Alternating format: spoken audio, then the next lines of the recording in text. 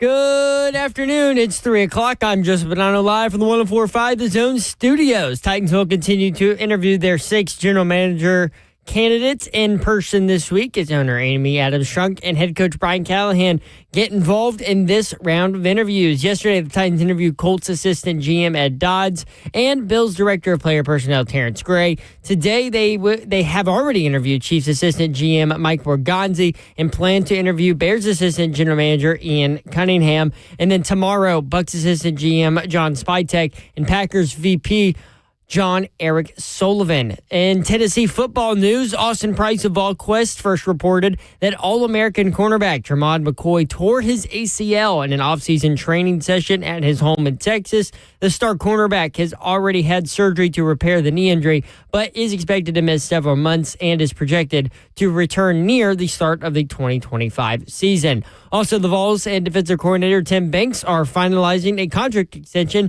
to keep Banks in Knoxville. Tonight, the 6th-ranked Tennessee Vols basketball team hosts number 23 Georgia in a top 25 SEC matchup. Tip-off for that one is at 7 o'clock, and you can catch the Vol Network call of the game right here on The Zone starting at 6:30. For all your foundation repair and waterproofing needs, you need to visit USSTN.com. Breaking news at once on your home of the Titans and Vols. This is 104.5 The Zone.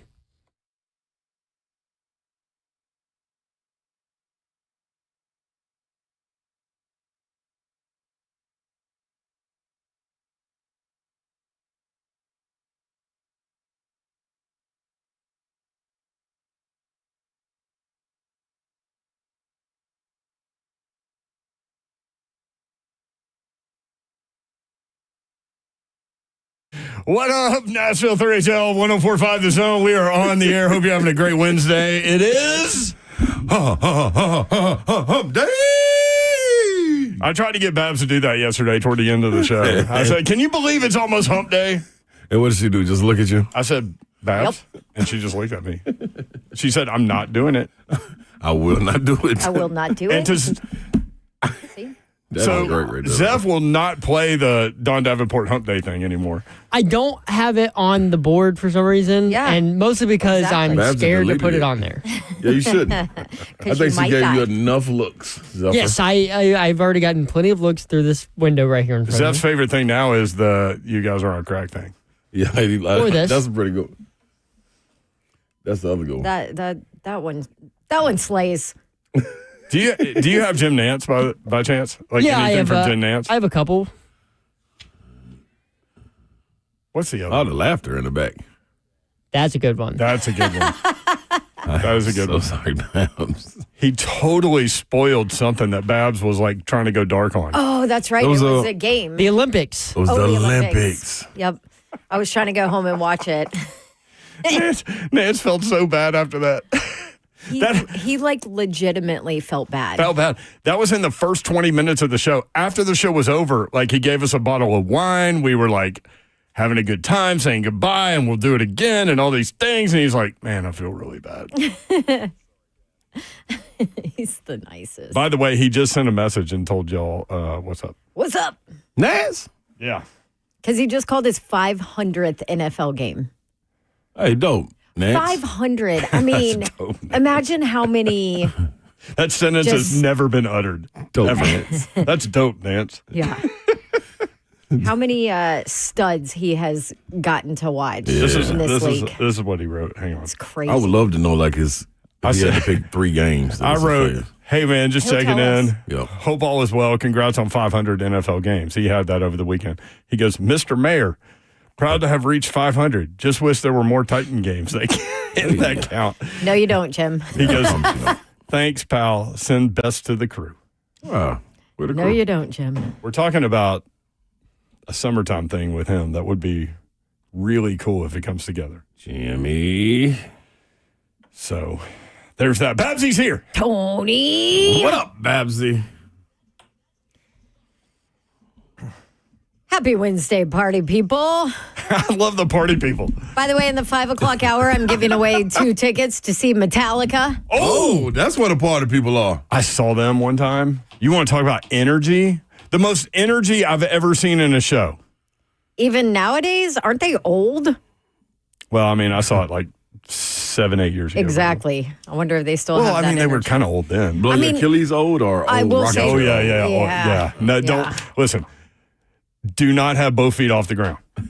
That old. And they will try. They would try. Yeah. They had so much energy, them and Garth Brooks. Oh, Garth always has energy. I mean, Garth running around the stage. Mr. Babs hates Garth. Why? No. I know. It's like sacrilegious. I know. Yes. I know. I remember when he first told me that, and I was like, what? And he does this thing. He's like, every concert, he's like, I mean, you love me. He is yeah, like that. I love Yes, y'all. but You really he's like, he's so fake. jeez. I'm like, listen, you better back up off Garth. I'm telling you, what if he's listening right now? He'll never He come could on the be. show. No, he will. He'll come to fight that. Yeah, or Trisha would. Man, back when that first record came out, I was at Tennessee at the lap in the library, and they would play those songs. Holy, Tall Paul would be playing at the library.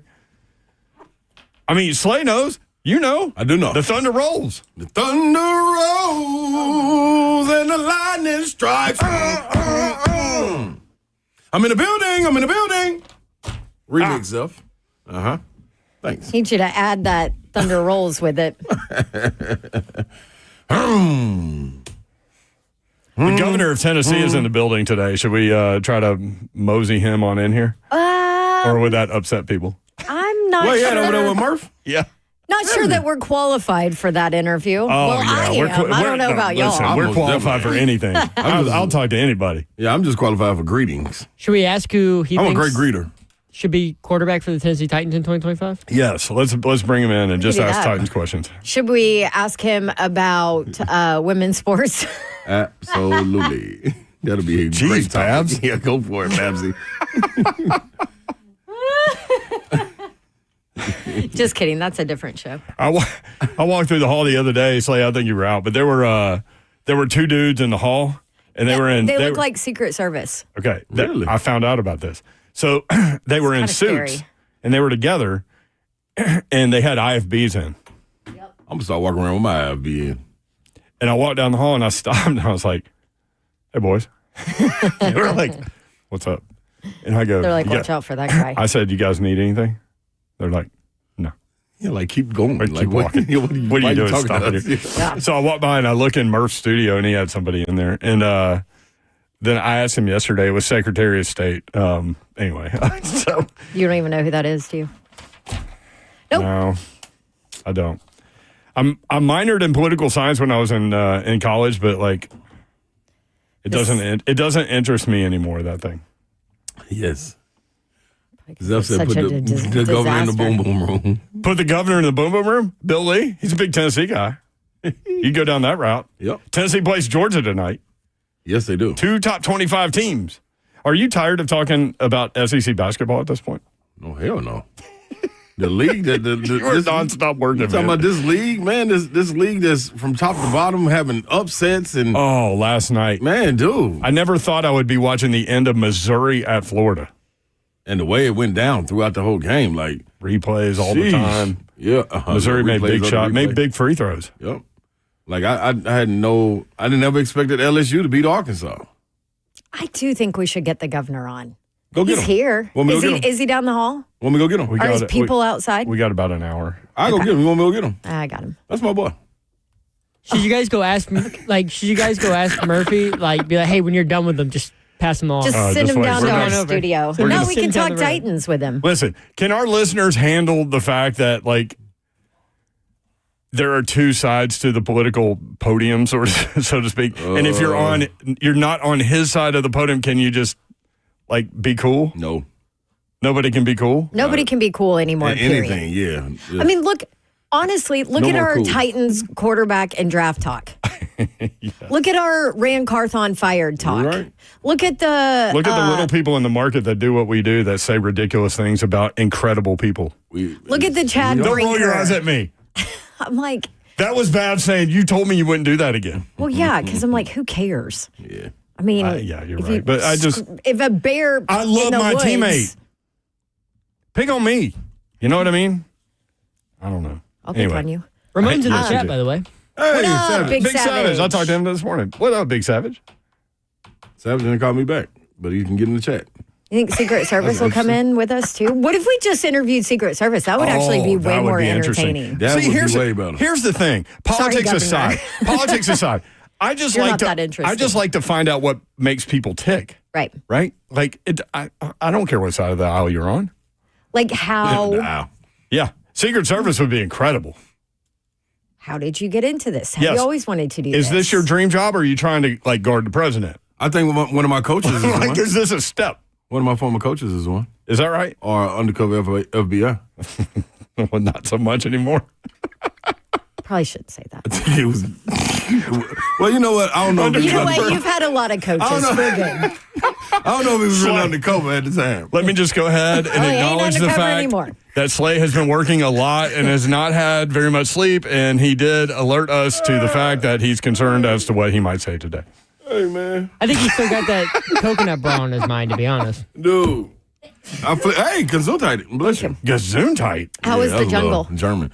Jungle was wild. It's such a good atmosphere. I would It love does. to go there. It's 9,700 people. I think it's 91. 91. Yeah. 91? You said it was perfect. I mean, I say this every single time I get an opportunity to go down there. Like, the way it's set up is perfect for college basketball. The essence of it is like the fans being right there around the seats, and it's not this is what I really love. It's not a wine and cheese cracker club. Wine and cheese cracker. Wine and cheese crowd. You know, the little, like, I do like to have crackers with my cheese, so I But will the fall little- into that category. the little, yeah, you know what I mean? Even when, not the Like students. North Carolina fans? Correct. Or Virginia. Most definitely. Virginia is absolutely is. wine and cheese crowd. So, but everybody's up out of their seats Sorry, on runs, Cavs. like they're getting loud. It was. Please tell It me was about the pretty dope. coconut bra guy. So the coconut bra guy, I think his He's name a is double. Connor. He's a double major. Yeah, like he's serious. Double major. And what? Yeah, that's a good question. I follow him. I can ask him. I think one of them was like You follow him. I do. something math. Or Follow me, something. so I follow him back. Yeah. So I was told that by Jackson, actually, that he may have seen a coconut bra like costume like down in the promotions. So I reached out to Rich and see if there was one. He said it is no longer down there anymore. Oh, good answer by Rich. I want to see Jackson in the coconut bra. Well, I was Oh, gonna- no. I was gonna tape it under the desk, under Slay's desk, so I have him pull it out in the middle of the show. But that would be- unfortunately, Who would you want to see in the coconut bra? Him, Buck, Bert, Bert? Bert. Yeah, Bert. Pan. It's got to be Bert. It's got to See, be Bert. here's the deal. It's Bert. Bert would do it and wouldn't even Yeah. think twice about it. Bert will go make one. Bert probably On his own. has one. There you go. Slay Dog on the call for the SEC Network as number 1 Auburn ripped number 15 Mississippi State 88-66 without their best player, which is scary. Wild in the jungle. Yeah, man. I like how you went up in there during one of the breaks. I was going to say, too, man, like going in the jungle in the beginning compared to the end, Yeah. two different smells. You smelled Jack Would Daniels? that be sweat or It alcohol? was a good mixture. Okay. Yeah, good mixture. A lot of overalls, no shirts, Yep. a lot of little flask. If you want to know how we get that stuff into sporting events, I'll let you in on our secrets at All Auburn. righty. Not that I would know. But Yeah, you would. Well, I still would remember as a like that. kid, like walking out. I went. My grandparents had season tickets. We moved back to Nashville when I was 11, so they had 3 season tickets. So I would go with them. They sat together in S. I sat by myself, which I was grateful that everyone allowed me to do this, to go sit by myself in Neyland Stadium. And so I would always come down after the game. So we would stay until the game was over. And I remember the first time walking out and seeing all of the liquor bottles in the stands as on you the walk out. minis. Yeah. And then you notice it in the bathroom. Oh, yeah, Like if you go in a stall, they're all over the place. Well, so also, like student athletes at the schools have their own entrance Yeah. into all the events. You're not exactly checked Yeah, when you're a student, active student athlete with your ID, so they would student athletes would get hit up often about bringing in the goods. I could see that, Babsy. Mm-hmm. If I could. Now, this was a long time ago. I'm not acting like I was there anytime soon, or anytime recently, but I met you guys AD. He was pretty dope. Yeah. He came up to me after, real friendly guy, man. Pretty dope. Okay, good. The other thing that I found pretty cool was I met Neville. Really? Yeah. That it's named after. Yeah. Yeah. I mean, real small guy, like fitting your little pocket. He's a pocket person. Yeah. Yeah. Like, but it was, this how you know, I'm to my horn.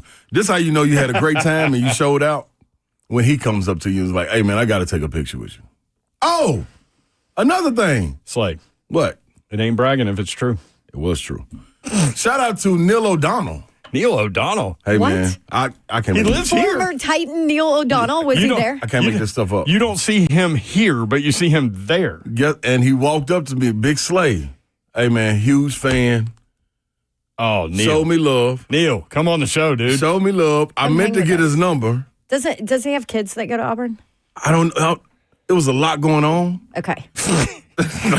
sorry to put you on the spot. It was so much What do you going mean on. there was a lot going on? You had a coconut broth. Coconut Broad guy, Neil O'Donnell, I don't know what AD. you're talking about. Like, he came back John 2 or 3 Cohen. times and rapped Yeah. with me.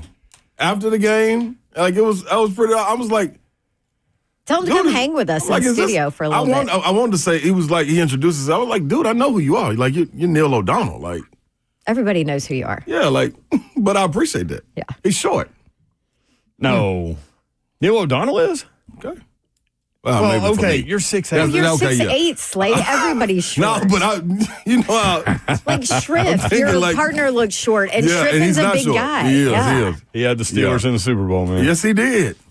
Dude, that was wild. There was a lot flashing before my eyes when I was The looking at Lone him. Phoenix. Neil O'Donnell, Titans bridge quarterback number 1. Bring him in, baby. Neil, can you still sling it? Carol on YouTube, my first job was Super not cool. Secret Service, but for the guys that guarded all visiting foreign dignitaries. Oh, Carol, we need you on. And this was when Kennedy was assassinated. Oh, we. That's crazy. Yeah. That's a crazy time. I was hoping Slay would say something. No, because I don't know what I'm gonna say. That's, You're that's afraid. the problem. Yeah, Yeah. I'm kind of lost today. Oh, man.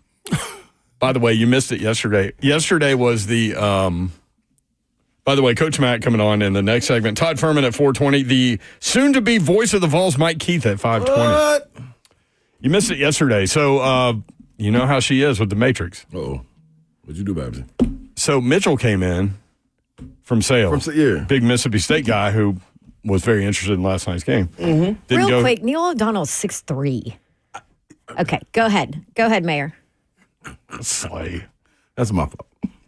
He's short. Sorry. Carry on, Mayor. I thought it was bigger. Hurry up because we have to break. No, we don't. We have 2 minutes. So, Like Reese. That's what Reese would do. yeah, Reese got cut off last night. So Mitchell comes in and he mentions out of nowhere the Webb School bell buckle. Really? Okay? Yeah. Nobody's mentioned that school for me since like Keon Johnson. Yep. Was I was just okay? gonna say that. Yeah. So I told Babs, like in the moment, I said, you want to know something that's funny with your Matrix thing? I happened to be reading about Medgar Evers this morning. That was yesterday. Yeah. And Babs was like, why? And I saw a movie where like he was featured or whatever. And so I read up on him. Then I saw like the guy that assassinated him and I looked him up. Do you know that the guy that assassinated Medgar Evers spent a year at the Webb School at Bell Buckle? Dude, get out of here. Look at the stuff you know. Isn't that crazy? That's nuts. Coconuts. I saw some. And he didn't get convicted for, decades, that dude. Anyway, yeah, that happened yesterday.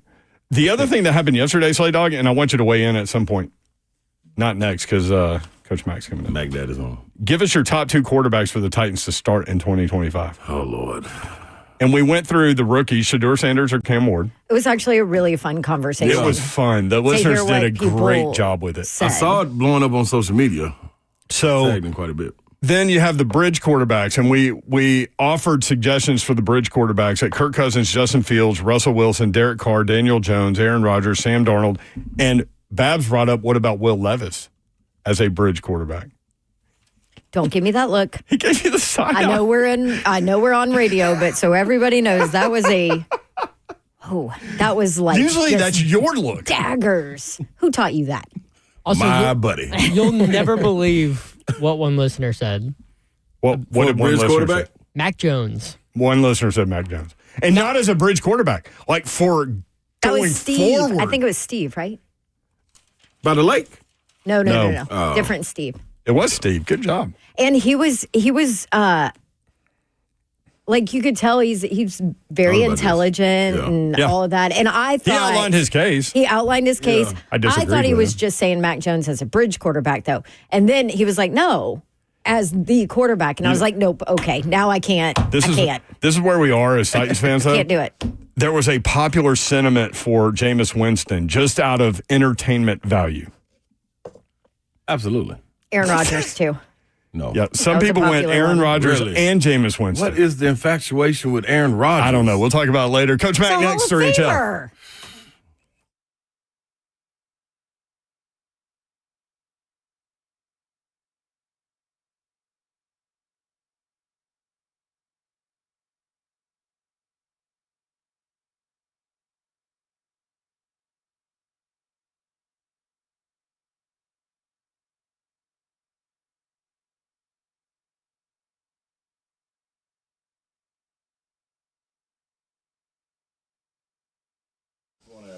Go up to Dodge Chrysler Jeep Ram. That's where you need to go to get that next new vehicle, whether you're looking for a car, truck, SUV, or Jeep. As we hit the new year, it's still fresh in our minds, and you can get a fresh, new vehicle. And you can do it at Gupton Dodge Chrysler Jeep Ram. That's where I would suggest that you go. Daniel Gupton and his crew do an incredible job, and they are ready to help you out.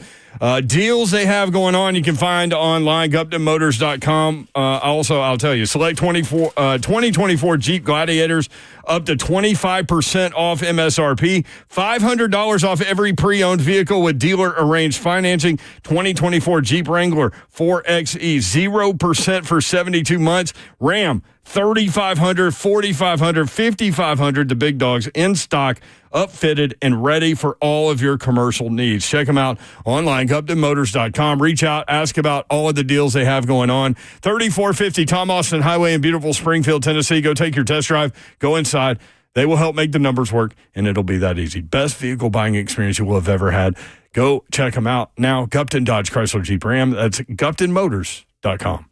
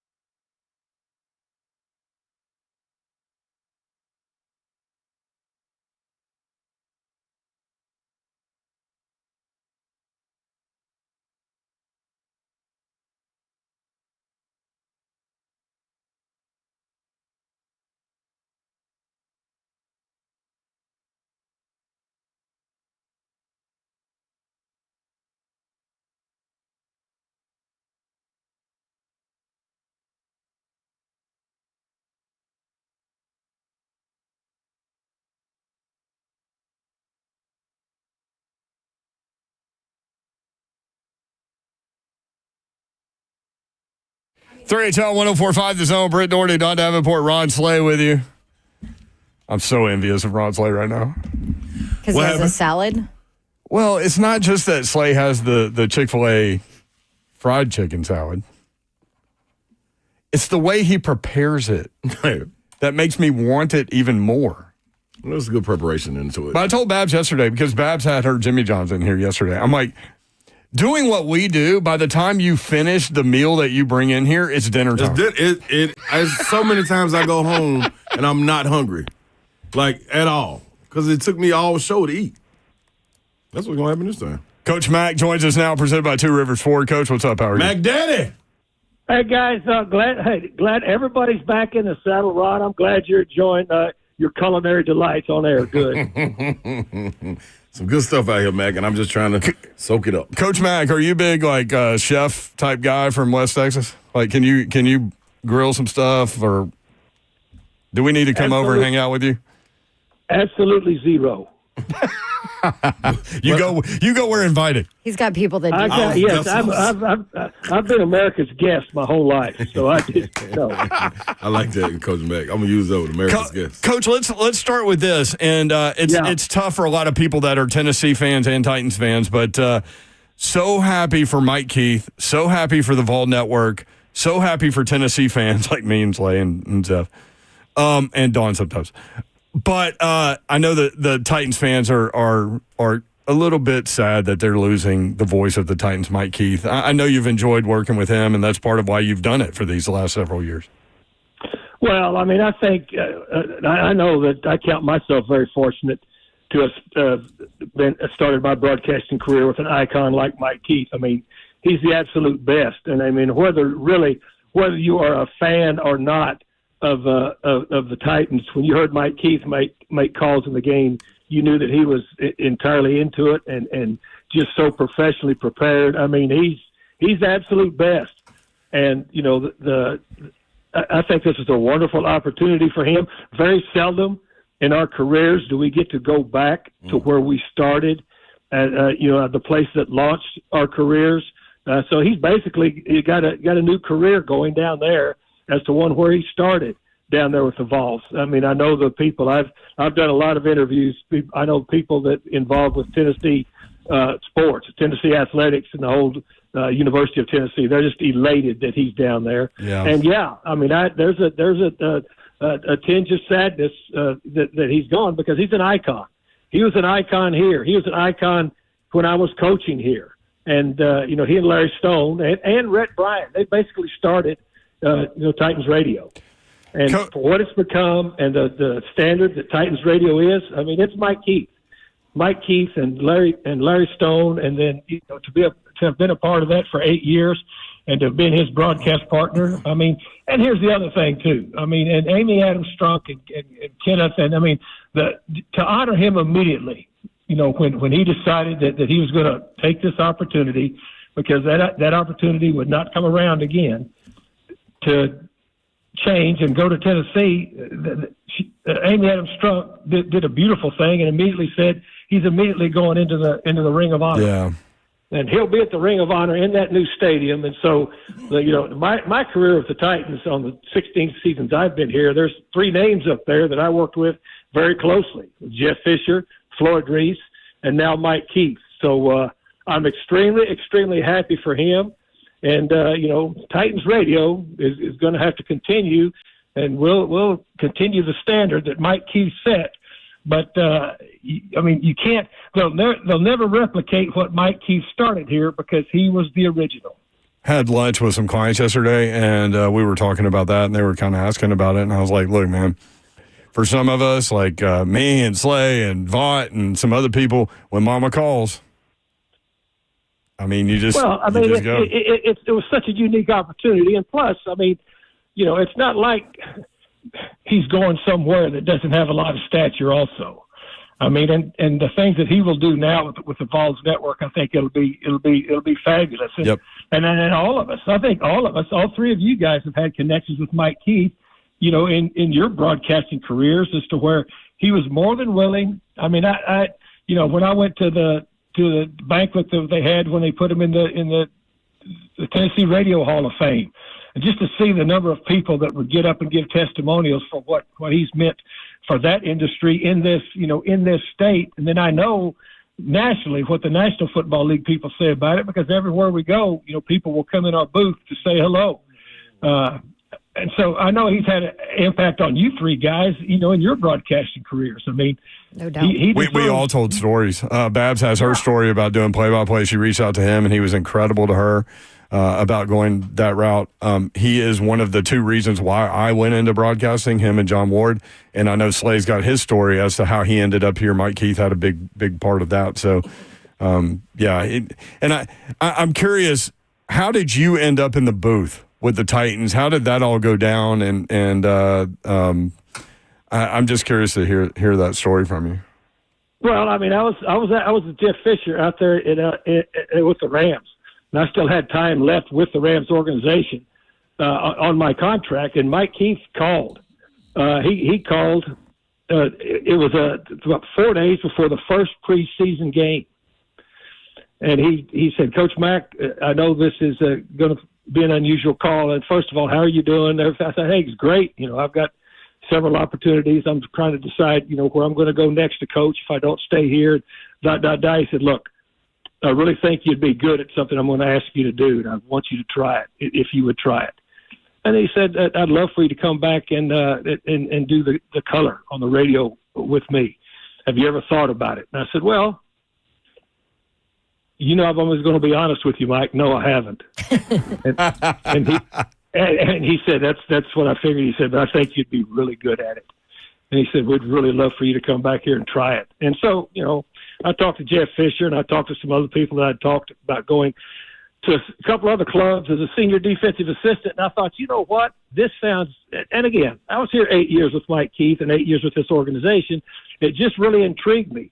So, I called. I said, "Give me a couple of days." I called him back a couple of days and said, "I'm going to come do it. I'm going to come try it." And he said, "We'd love it." I said, "Well, when do you need me there?" He said, "Well, this is on a Wednesday." He said, "We've got a game Saturday." I said, "This Saturday?" He said, "Yeah." I said, "Well, where is it?" He said, "New York." I said, "Well, I better get to Nashville then."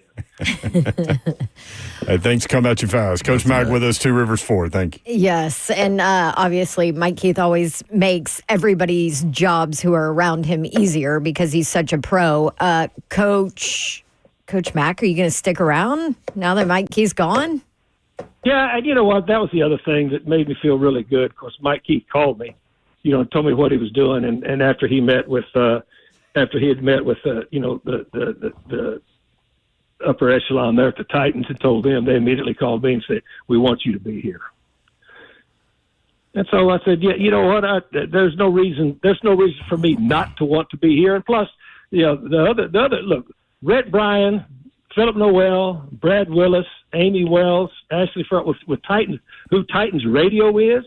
I mean, that's still very much intact, and that's I'm part of that deal now, so I'll absolutely still be here because I love doing it, and it's just the messages that I've gotten, and I've talked to Mike about it, are very much the same that he's got. We hate that Mike's leaving, Coach Mack. We want you. We're glad you're staying. I mean, it's a real connection that we have with the fans, which is a big thing to me. Captain Wumbo on YouTube, yes, in all caps. Jason, thanks, Don, for the question.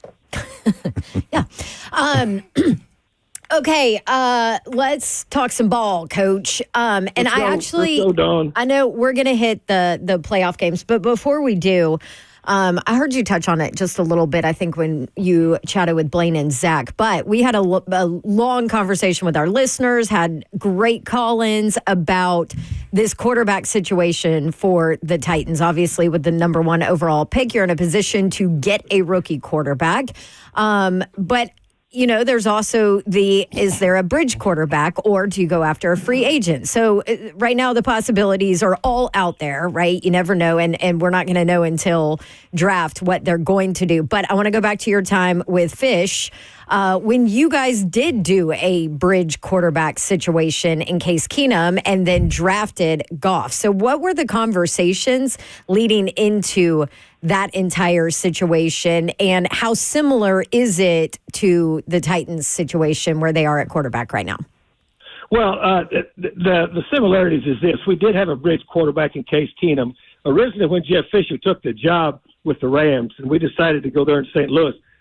Sam Bradford was the quarterback, and Sam Bradford was the deal. I mean, he was a number one pick. One of the biggest. I mean, Sam Bradford was a really good player. Coach. That was the last big contract before the rookie deals. And then they got rid of it. Yeah. Yeah. He was like $50 million or something. Mm-hmm. Yeah, and he was worth it. I mean, the guy had great accuracy. He was a really good leader. His knees were bad, and so he had knee surgery, and then came back from the knee surgery. And when he came back in the preseason game, tore his ACL again. And so we knew that was it. So then, Case Keenum was a guy that was very prolific, in college, had bounced around the league a little bit. We brought Case in, and he was a tremendous bridge quarterback. And when we moved out to LA, but we knew moving out to LA with a new stadium that's going to be built, we were moving out to LA, and plus we needed a quarterback for the future. So the trade that was made with the Titans. So we get the number one pick. So then we start, and before that had really started digging in, with Les Snead was the GM, Fish, and everybody involved was digging in on the quarterbacks. And we finally narrowed it down to two. And then we did extensive work in person with both of them, with Jared Goff and with Carson Wentz. Those were the two guys. That were going to be at the top of that draft. And so going through the process, I'll never forget, finally when the decision was made, and Jared Goff, and I'll tell you, it was made for this reason. Jared Goff was the best pure thrower of the two. Carson Wentz was probably the best overall athlete. All right, and had been very, very successful. But the type of offense and the type of quarterback that Fish was looking for was somebody that would be able to work the play action game and somebody that would be able to to operate out of the pocket, but had was a natural thrower. And so that's how we decided on Jared Goff, and it's proven to be the right choice. Both of them were good players, but Jared Goff, and especially once he matured. And then when Fish left, and Sean McVay came in, perfected his skills even more, but then decided that he couldn't quite take it to where he wanted to take it with him. I mean, that was a monumental swap that they made with Detroit, and both of those guys are still playing pretty well, I would say. We're already up against it, but I do want to ask you about that Ravens-Bills matchup, man. Two of the elite quarterbacks in the league, and I'm curious to get your take on that game. Well, the elite quarterback at the Ravens plus that running back. Running back's not bad, huh? Well, those two together, I'm a lifetime defensive coach at heart. Yes. And when I think about the nightmares that would give me, no, seriously, because now the quarterback, they've got a throwing game installed for that quarterback now, but with that RPO stuff, the way that both of those guys, and then at the end of the ball games, with that big horse running like he's running right now, that's pretty formidable right now, that combination. It is. I took them about a month ago to win the Super Bowl at like plus 700. So I'm feeling pretty good about it, but that game's going to be fun to watch on Sunday night. Well, it's going to be a good football game, and you've got Slay sitting there, so he can explain plus 700 to me because I don't know what that means. But if that means you think he's pretty good or they're pretty good, I think you're right. If you bet $1, 7 times that coming back. Now, Coach Mac, don't worry about that. Just let me hold one of them cards you got. I'm take care of it. I saw you what plus 700 mean. I would love to have my man. I would love to sit and watch a game with my man Slay when he didn't have $1 on it. That's what I'd like to do. Can't find one. Can't find one. You get with him and Bullock and watch a game while they smoke cigars. That'll be something. Well, you know what? I'll be in that company of those two any day of the week if they want to. Love it, Coach. Hey, thanks for the time, brother. Appreciate you.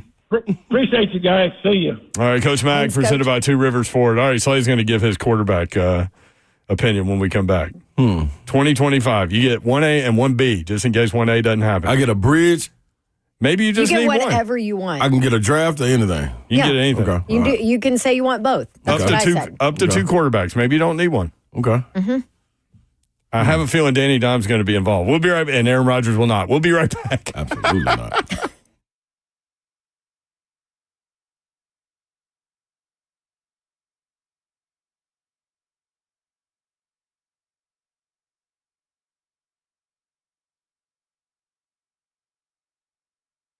It is football time. If it's football time, it's scoreboard time. Where are you going to watch the college championship and playoff? Scoreboard Opry is where you need to be. Notre Dame and Ohio State battling for the national championship on Monday night. Scoreboard Opry welcomes the Nashville Bagpipe team.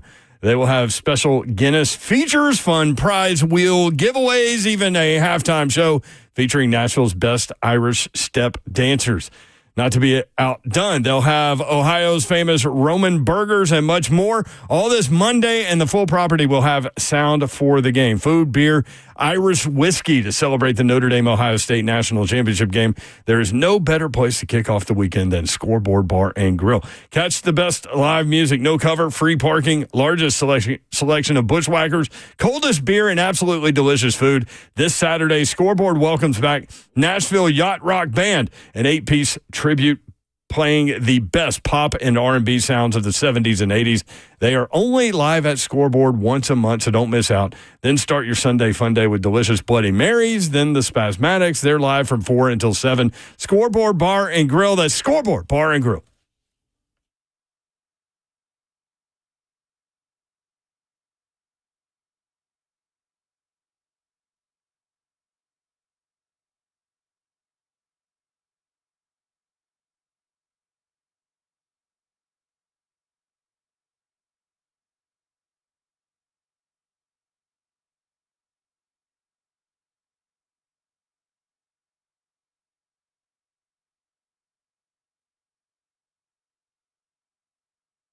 I love living in Middle Tennessee. We've got great restaurants, entertainment, sports, and one of the nation's top Ford dealers right here in our backyard. Two Rivers Ford. Remember that name. Two Rivers has been a staple in our community since 1983. They're locally owned. They have a non-commissioned sales team, and they sell below MSRP. They've been doing business with integrity for decades. Two Rivers Ford, the South's most trusted Ford dealer.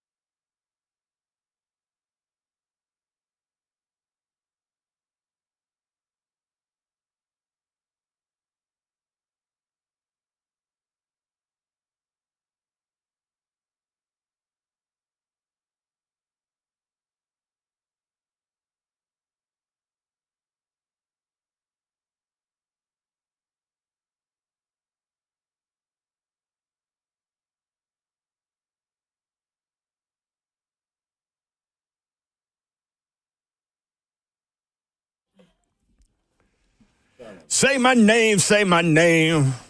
How's that salad working? People are asking in the chat, what do you do with the fried chicken salad from Chick-fil-A? What do you do with it? Honey mustard? I know you go multiple sauces. You go barbecue? Barbecue. I go 2 honey mustards. I also order a 3-piece tender, and I would tear up 2 of them to put also in the salad. Then I get 2 barbecue sauces. The third tender that's left over is the appetizer before I get my salad. No There's bacon. a lot of thought that's going No into tomatoes. This. No bacon, no tomatoes. You don't dig on swine? I love it. It's not in there. Yeah, it's because it's be chewy. What did Jules say in Pulp Fiction? What did he say? I don't want something in the swine. I don't dig an animal that can't disregard its own feces. Thanks, Joel. Oh, geez. Right. Okay. All right. Everybody want breakfast tomorrow. Oh, well. Hey, can I give a shout out real quick? Absolutely. I was going to tell the rest of the story, but go ahead. No, please give us a Go shout ahead. out. No, give us a shout out, Babs. Vincent Vegas said, well, what about dog? Dog doesn't disregard its own feces. He goes, I don't eat dog either. See? Yeah. I wish you would have just gave the shout out, Babs. Yep. He knew what the rest of the story was. You should shout have. out You've seen that movie. Yes, he has. to Lethal Latin in our chat. Oh, what up, Lethal Latin? What's going on? What did he say? He just got a promotion at work. Hey! So congrats, Shout my out, friend. fam. Yes. Happy for you. Isn't it amazing? Shout outs brought to you by your mom and them. By your mama now. Thank you, Babs. I slept Babs. on that. Isn't it incredible, like the family atmosphere that we have been lucky enough to help establish with the 3HL crew? Absolutely. Absolutely love y'all. We got our crazy uncles in there too. But, Oh, you yeah, know, they definitely know. Even when y'all are dogging us, we still love you. We rock with you. most of the time. Hey, can I give a shout out? Shout out. Big John is calling me right now, but shout out to Big John who got inducted Answer to the that. College Football Hall of Fame. Answer that. Answer it. See if he'll come on. What up, Ruru?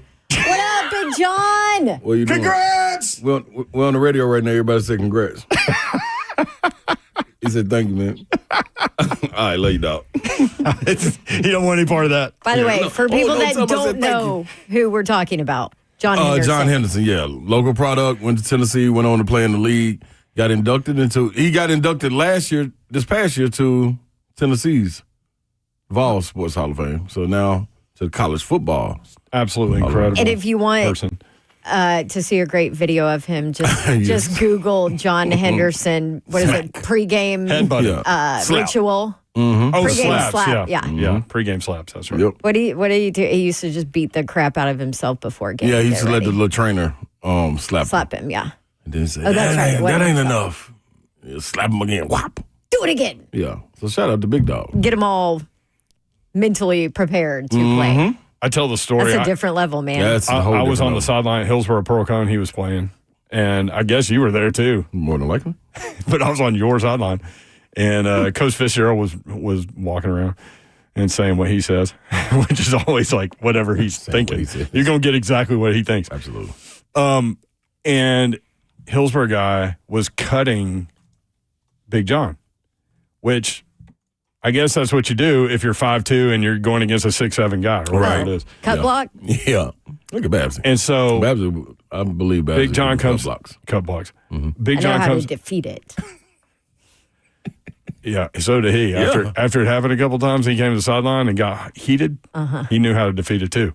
I'm just going to pick this guy up and throw him, and that's what he did. Which is not the normal way to defeat it, but whatever. He came to the Whatever sideline. works. I've never seen a bigger man so hot. And Coach Fitzgerald was like trying to calm him down, but also trying to like use it. Mm-hmm. Yeah. My man went back in there. Big John went back in there. He picked that dude up at the snap. He just stood up, picked the guy up, and threw him. Like, you ain't gonna keep doing this. Nah. I I thought don't you think out I'd of this mess game. with What an Big incredible- John after what an watching incredible- that video especially that- out there. What an incredible career at Tennessee. Yeah. And he was unfortunately part of like one of the last Prop 48 things.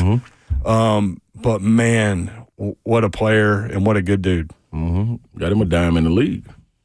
Yeah. When those big contracts were coming out, he Jags. was one of them. Yep. Him and Marcus Stroud. I know. He was the first person we saw when we pulled up at your wedding hotel. Was? Yeah. He's a great greeter, too. Yes, Big. yes, he is. Kind of scary if you don't know who he is. Yeah, you're like, what is this dude doing? Yeah.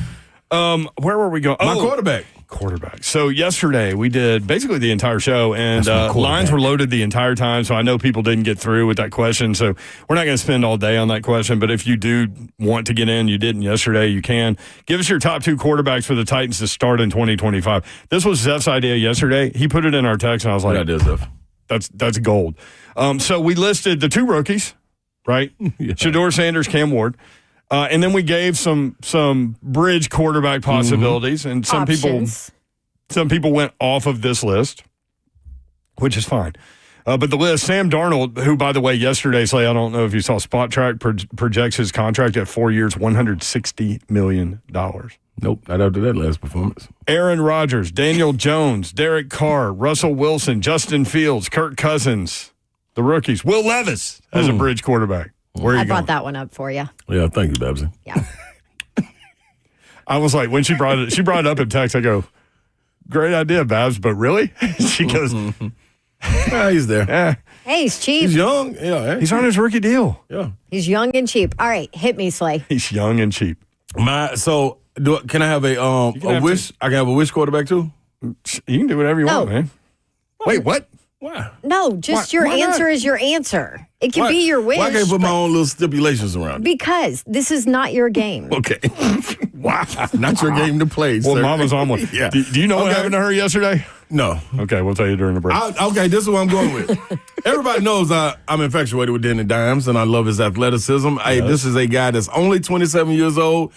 Also won comeback player of the year when he played to full 16 games.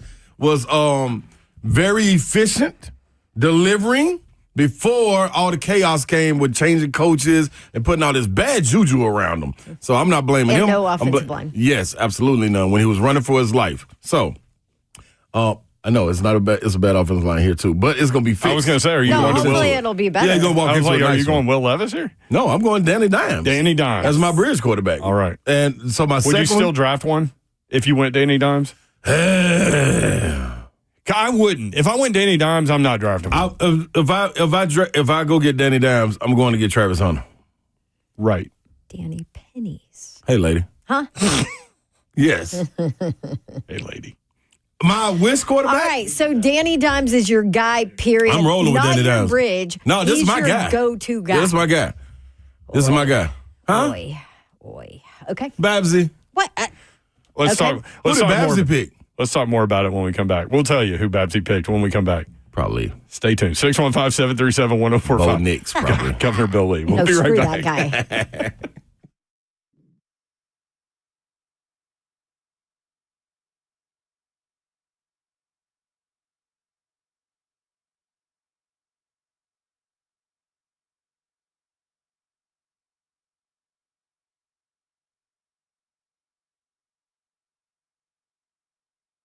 What's happening, y'all? I know you infatuated with Danny Dimes, too, and thanks for joining in with me on my quarterback, not my bridge quarterback, KellumStemCellInstitute.com. You can head over there and get holistic stem cell therapy and get all the inflammation out of your body. Now, I'm going to tell you something else that kind of came up with me, not only just from playing sports, but just everyday life. A lot of people out there, you're not having the opportunity to be active and lift weights, so that inflammation is building up. And a lot of times you feel it when you sleep. So when you land on your shoulder, feel like it's compressing and it wakes you up, well, that's inflammation, people. Let's get that out your body. You got an opportunity. It's your body, your cells, your solution. Just the minor details that you pay attention to will help you feel way better. They harvest your body's stem cells and store them for future and continued use. I've done it. I've done it with my knee, my hip, and my shoulder. It will work for you. I promise you. Just go sit down and get a consultation. Talk to Dr. Kellum. Give this number a call, 615-850-4415. That right there is KellumStemCellInstitute.com.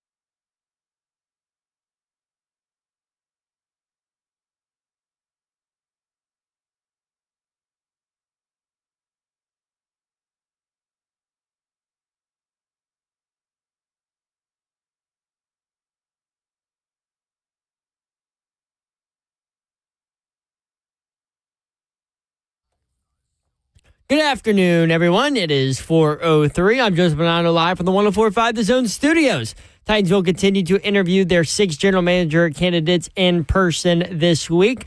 Yesterday, the Titans interviewed Colts Ed Dodds and Bills Director of Player Personnel Terrence Gray. Today, they've already interviewed Chiefs Assistant GM Mike Bergonzi. They are set up to interview Bears Assistant GM Ian Cunningham. And then tomorrow, it's Bucs Assistant GM John Spytek and Packers VP John Eric Sullivan rounding things out. In Tennessee football news today, Austin Price of VolQuest first reported that All-American cornerback Termod McCoy tore his ACL in an offseason training session at home in Texas. The star cornerback has already had surgery to repair the knee injury, but is expected to miss several months. However, he is projected to return near the start of the 2025 season. Also, the Vols and defensive coordinator Tim Banks are finalizing a contract extension to keep Banks in Knoxville. Staying over on the east side of Tennessee tonight, the 6th-ranked Tennessee Vols basketball team hosts number 23 Georgia in a top 25 SEC matchup. Tip-off for that game is at 7 o'clock.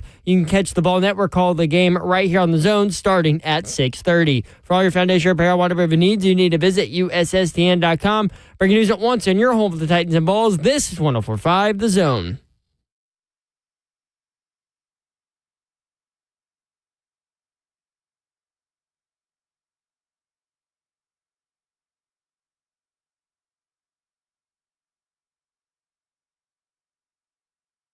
HL 104.5 The Zone. What up, Nashville? Hope you're having a great Wednesday. Brent Doherty with you on a beautiful day in the Music City.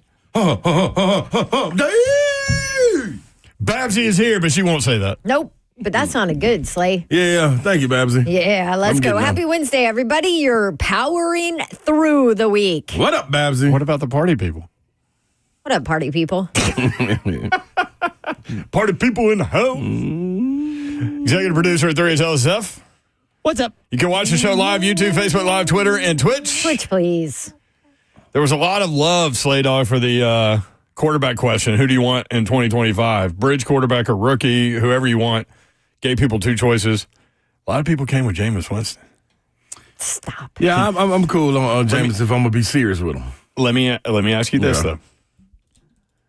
With Jameis Winston becoming a member of the Tennessee Titans, let's say we get an hour-long interview in studio with him like we did Will Levis last offseason. How do you think that would go? It would go phenomenal.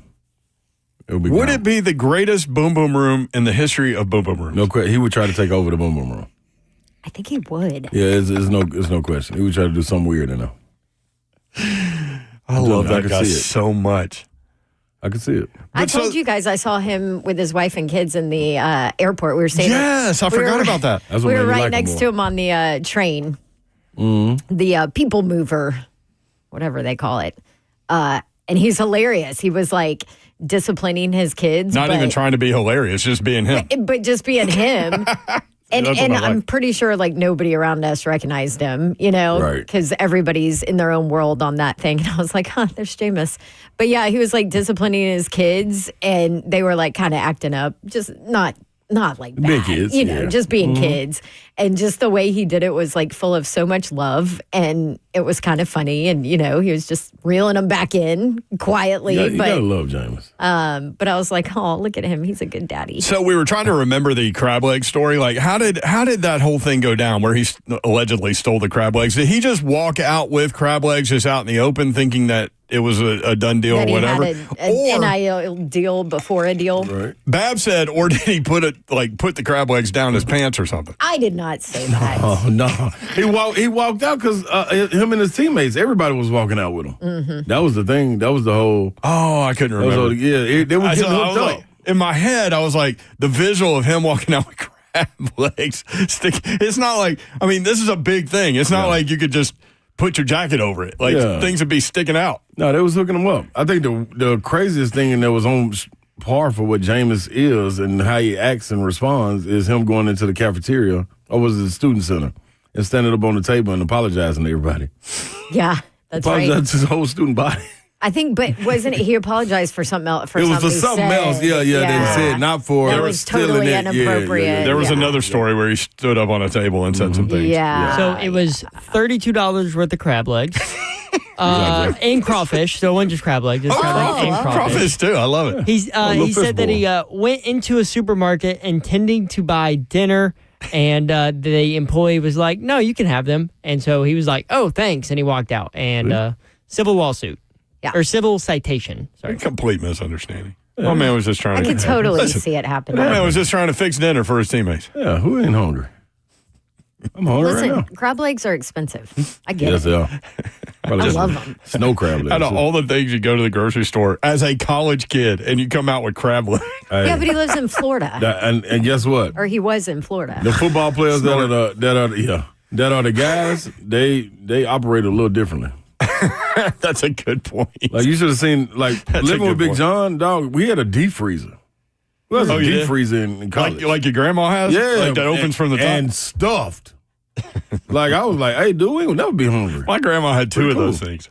She had one in the garage and another one in the garage, come to think of it. Yeah, like that's it right there. And the freezer in the refrigerator. Yeah, Listen, no, if you're a prepper, you have one. Jameis Winston. prepper. Speaking of Jameis, Kevin in Nashville. Kevin, what's up? This is Ken. Oh, hey, Ken. What's Ken. up, man? What's up, Ken? Hey, I just wanted to call back. You didn't give me proper street cred yesterday for the Jameis Winston recommendation. You gave credit to Richard. Oh, I that's just want my street cred. Kevin, I knew that I messed that name up. That's on me, man. Ken, yeah. That's on me, man. Yeah, Ken with Jameis Winston. I love it. Yeah. So, but let's talk realistic. I think we sign Derek Carr. We trade back. And in that, it's going to go to Vegas, and we get Kuntz, our edge rusher that we need, in a trade with a couple of other draft picks. And I'll leave you with that.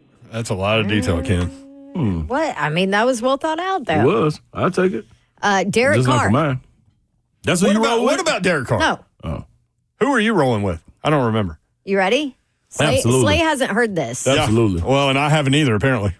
You was heard here. it yesterday. I Do you know. not remember? No, which means I don't hear it. Which means you don't listen to me, which is completely typical of a man. On par. So anyway, Mina Strengths Kimes and is on. weaknesses. I'm just channeling my inner Mina Kimes, apparently. Well, there's a Anyway. divisive name, too. No Anyway. kidding. So my pick is to draft Cam Ward, number 1 overall, and to bring in Kirk Cousins as your bridge quarterback. Let Cam learn from him, Oh, yeah, I remember. and boom, you're set. But she had because just- here's the deal. She had just given the anti-Aaron Rodgers thing, old dude with Achilles. Well, yeah. But my point, too, was what Kirk Cousins can bring to a young quarterback from a mentorship, a teaching, listen, I've been in this league and through a whole lot for a long time. Cam Ward, I feel, is the kind of player that would grasp onto that. And I feel like, especially with how Kirk Cousins played at the end of the year, you can probably get him cheaper than your normal Kirk Cousins contract. That's going to be the biggest part. Right. I would think that you could get him cheaper because of what you saw. So- but I go back to the videos, too, of Kirk Cousins going back to Minnesota and watching just the interactions of him with everybody and the people that worked there and how he treated people and what people thought about him and just his ability to help mentor a young quarterback. Because I've said that I don't think Cam Ward or Shedeur Sanders is one of those quarterbacks that can step in right away as a rookie and be completely successful unless you have all the right pieces around them, right? Yep. That's what I think. And honestly, there are not a whole Anybody. lot of rookies Yeah. that I think can step in and have success Yep. their first year in this league without pieces around them, like good pieces. Cam Ward is my rookie guy. I think his ceiling is very high. Shadour's mine. So Okay. that My rookie is okay. So that is my if that's I my wasn't going pick. Travis Hunter. Okay, like let me ask you this. So no playing time for Kirk Cousins though. No, I want him to be the bridge quarterback. Oh, okay. I thought you said Until he loses the job. No, I thought she was meaning like one touchdown, 9 interceptions. I thought she was saying like groom him and bring him along. Both. Be the starting go out there and play. quarterback, and then the rookie can watch how you do things and how you work and how you prepare and what you have to do to protect your body and take care of yourself in this league. The rookie can learn from him as he is your bridge quarterback. And if he happens to be good, great. Kurt Benkert from the Dime Lab wrote this today. I just broke down Cam Ward's tape. He's my early number 1 overall pick. He can make every throw on the field with ease from multiple arm angles and with multiple trajectories to the same spots. Not to mention he's extremely polished in terms of his timing, and he throws on accuracy, and that is out of this world. Truthfully, I haven't seen many other quarterbacks coming out that seem to be able to teleport the ball to the exact spot that they want to go to as consistently as he does. Add to this his poise in the pocket and overall awareness, his stature, being able to shrug off tackles. He's special. Whoever decides to draft him is going to get a franchise turnaround player. Well, it's going to be an interesting draft process, man, because we're going to get things like that for both guys. But that's what I was going to say. And, How much and a lot of hate for both guys. Okay, I'm cool with that. If I had What do you think? I think that's cool. I just the Achilles thing. I just haven't seen anybody bounce back off that. And But it's you not ain't the year asking a whole after. lot of them.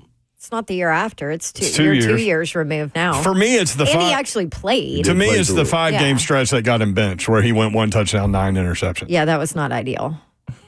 So, and this is the argument that I get. And too. they were in a playoff hunt, and they were like, "No, we're going the rookie right. in the playoff hunt with 2 games left." Yeah. So Or 3. this is where, and I get it. This is a fair argument, but Scott in the chat said you don't draft a quarterback at number 1 to not start him. That's definitely true. That to is me. true, I too. brought that up to you yesterday. as a matter of Yes, fact. but I also feel like that's why quarterbacks are Have been struggling failing like this in year. this league. I mean, fair, look too. at the Carolina Panthers and that entire That's talk, young, and look at expert football guys that are sitting here saying these teams are setting these guys up to fail. Yeah. Because they're not giving them the time that they need, and then all of a sudden you deal with, confidence issues and whatever else. Yeah, you ain't wrong. I don't know what the hell was going on. What was that? Yeah. We're on crack. All right, we need to break. Todd Furman coming up next. 3HL 104.5 This Zone.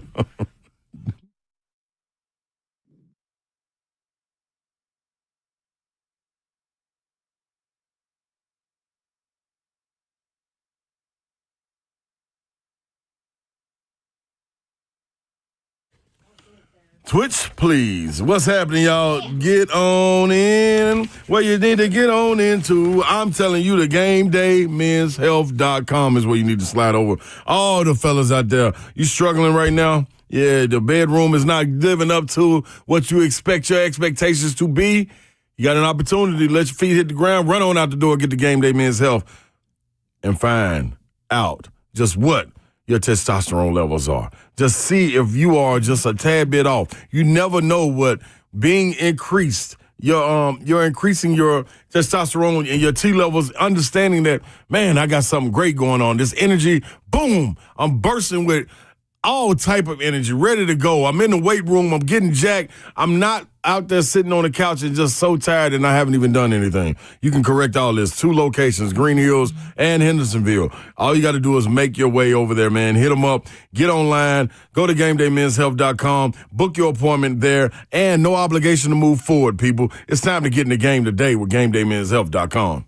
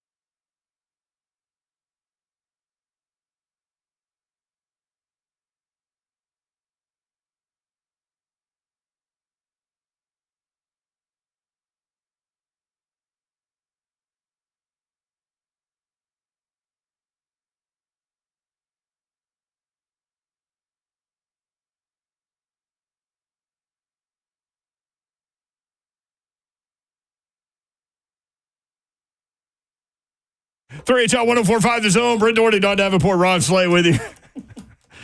Executive producer is Seth. What's up? Todd Furman joins us from Las Vegas, talking a little sports wagering. Todd, what's up? How are you? I am doing well this afternoon. Hopefully you guys are as well. What do you think happens Tennessee, Georgia tonight in Knoxville, Todd? I'm just disappointed that Slay's actually in studio today. I figure he should be there covering the game. When you look at a big number like this, you'd hope that the Vols could put together a complete effort and finally put an easy one in the win column after struggling to slip by Texas in Austin by 4 points. And then, of course, the game that we picked on Slay for that he wasn't here to defend himself last week, the 30-point drubbing they took down in Gainesville. Yeah, Tom Father, I was listening to that show, and for you to discredit me after picking Florida to win, I mean, Tom Father, that's what I expect out of you nowadays, man. You know, I just don't get it, man. I can't wait for losing. Here's the bottom line. Golf clap to you for picking against your Volunteer, something that I know you're extremely reluctant to do, for 12 Saturdays throughout the course of the fall. Florida did close as a 3.5-point favorite in that game.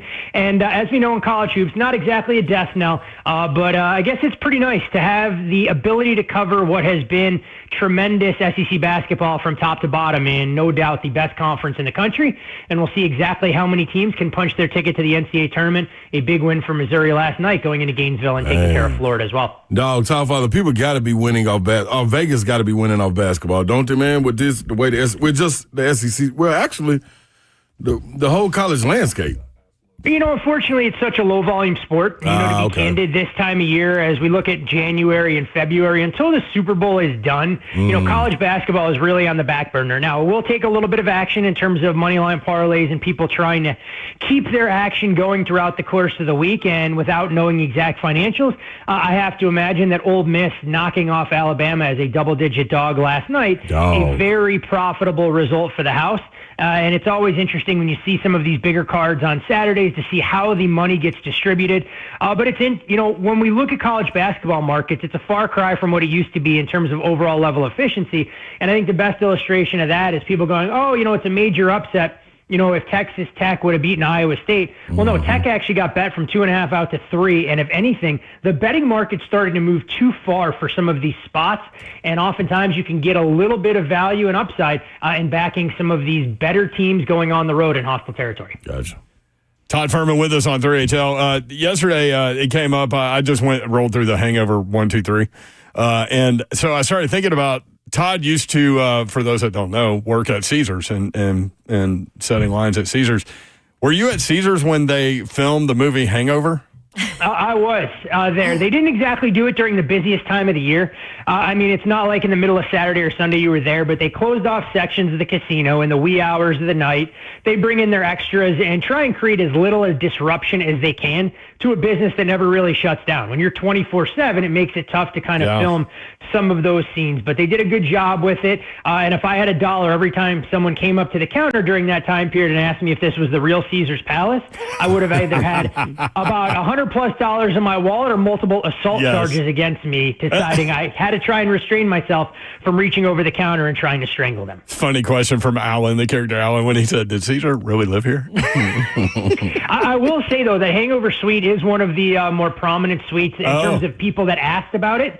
After the fact, I think before it got renamed the Hangover Suite, it was called the Rain Man Suite, and it looks exactly as it was represented on camera. The bathroom, not quite the same where the tiger is, but the room in and of itself with the spiral staircase and some of the panoramic views was indeed the way you could look out on the Strip. Did you notice more handle? I'm curious to know from a Vegas standpoint and a betting standpoint, what did the college football playoff mean to that city and sports gambling? Massive numbers. And I think, one of the more interesting data points that's out there, because most states, from a gaming control board standpoint, don't break down week to week. So it's oftentimes difficult to create that apples to apples comparison. You can look at full months, but when you have a college football playoff that spans December into January, you're never sure of how that segmentation is going to work. But in the state of New York, they do provide weekly numbers. And the same week last year that didn't have those 2 college football playoff semifinal games, we know sports betting is growing, but we saw a 20% bump in the amount of handle that was there from Week 18 to the college football playoff. And that's one state that people don't typically follow. You don't associate New York State with college football. But anytime you get these standalone games and these marquee events, it creates a huge boon for the bookmakers when you put them in the standalone slots on a Thursday and Friday night, and all of that action can roll into the 6-game extravaganza that is Wild Card Weekend. 2 on Saturday, 3 on Sunday, and of course the Monday Night Football game to close it all out. How much does this legalized sports gambling help TV ratings? I brought this up yesterday. Ohio State, Texas topped 20 million viewers, and when you compare that to the 2024 NBA Finals, which averaged 11.3 million, the World Series 15.8, and the Stanley Cup 8.8. The college football semifinal just crushing professional sports title games. It's got to help in terms of TV numbers with these growing number of states that are allowing sports gambling to be legalized. I love hockey more than the next guy, and I'm surprised it was 8.8 million for the Stanley Cup final when you rattled off some of those figures there. Yeah. But when you look at college football and the NFL, I mean, they are the drivers for the sports books. We can use the cliche all the time, you don't build a church for Easter Sunday, but the sports book wouldn't exist in the current constructs if you didn't have the NFL and college football. Those are the two single biggest drivers of revenue for these standalone marquee games. And you look at the advertisements that you get during the broadcast and everything else. It's the rising tides raises all ships. And so with fantasy football in the NFL and legalized sports betting, those two vehicles having a bigger and more profound impact than ever before on college football. Look, the playoff isn't going to get contracted. We're not going back to 4 teams. If anything, you're going to see it fully expanded because there's more and more money involved. It's what allows for these lucrative TV deals. And college football and the NFL are in such rarefied air that there's no other sport in the North American landscape that really compares. The best way to try and look at it would be what the World Cup does on a global scale if we were talking to bookmakers in the UK more so than the domestic ones. Yeah, I didn't mention the NFL. The Super Bowl, again, Ohio State, Texas with 20 million viewers. Super Bowl, 123.7. And the divisional round last year, 40 million. So when you combine college football and the NFL, they've got it rolling. There was a guy on YouTube, JD. I wish football betting would go away, Todd. Everyone thinks it's WWE now. Do you get that sense? JD's not wrong, and that's what drives me nuts with some of the idiots, and I will use the term idiot, so my apologies to any of the listeners out there that want to cry. Yeah, that want to cry foul every time they lose a bet and think all of these events are somehow scripted. Heaven forbid that they actually place a bet and lose because they were wrong in the way they handicapped it. It's not a global conspiracy that the officials are working against you, that a player sliding down to help his team's win probability, not allowing you to cash a 37-player anytime touchdown score prop. And this is the problem. It's the dark, seedy underbelly of what you see in sports betting is that people think that something nefarious is going on, that this is all orchestrated. The NFL at the end of the day is still an entertainment product, but the worst thing that could damage the credibility for the league if people found out that these were pre-orchestrated results. Sportsbooks wouldn't take 7-figure wagers on these things around the biggest games that are there. And for every illustration of a story we have about Janae Porter and the ridiculousness of that situation with the Toronto Raptors, I blame the sportsbooks as much as anything else for creating that. Why are you hanging player props on a guy on the end of the bench? And their answer in response is, we're not just going to let people bet unders on those props. We're only going to hang overs. No, focus on the marquee players. If you want to expand that all the way down the bench, save it till games that have much more meaning in the grand scheme of things. And I think somewhere along the way, we're going to reach a tipping point for sports betting where the saturation has to stop.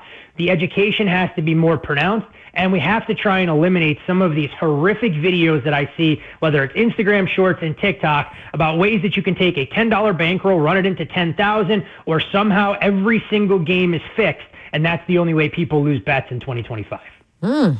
Well, hey, TikTok might be banned here shortly, allegedly, apparently. Well, my feelings on social, look, social media helped launch my career, so I can't bite the hand that feeds me, but I single-handedly believe that social media is the worst thing that's happened to society as a whole on a variety of fronts.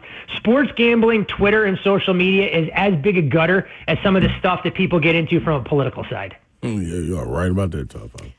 Hey, Todd Father, before we ask about By the way, it's funny when Dawn says it, Slay. It doesn't roll off her tongue quite the same way. It totally doesn't. Like, it kind of threw me off guard, and I forgot what direction I was going for a second. Hey, Furman. That's much better. There we That's go. what Much I call better. it. There we go. Yes. Titans quarterback stuff that's going on. What are we looking at from I know it's super early and there might not be anything out there, but odds right now that the Titans do go quarterback with that first overall pick?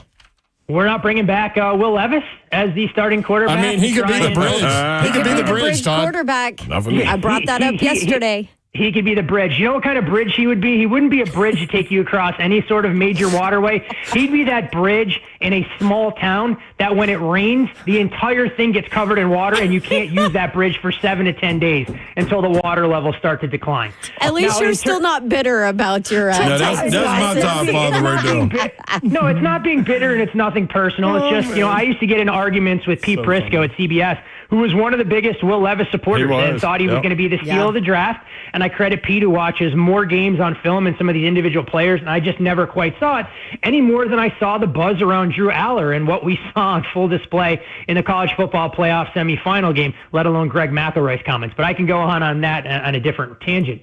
As far as the odds for the number one pick in the draft right now it's kind of neck and neck between Cam Ward, who's a modest $1.25 favorite, and Shedeur Sanders, a little bit better than even money. Then things really start to drop down in terms of the two-way star in Travis Hunter, a defensive difference maker that may be the best impact player in the top 10 available, and Abdul Carter from Penn State right around 18-1.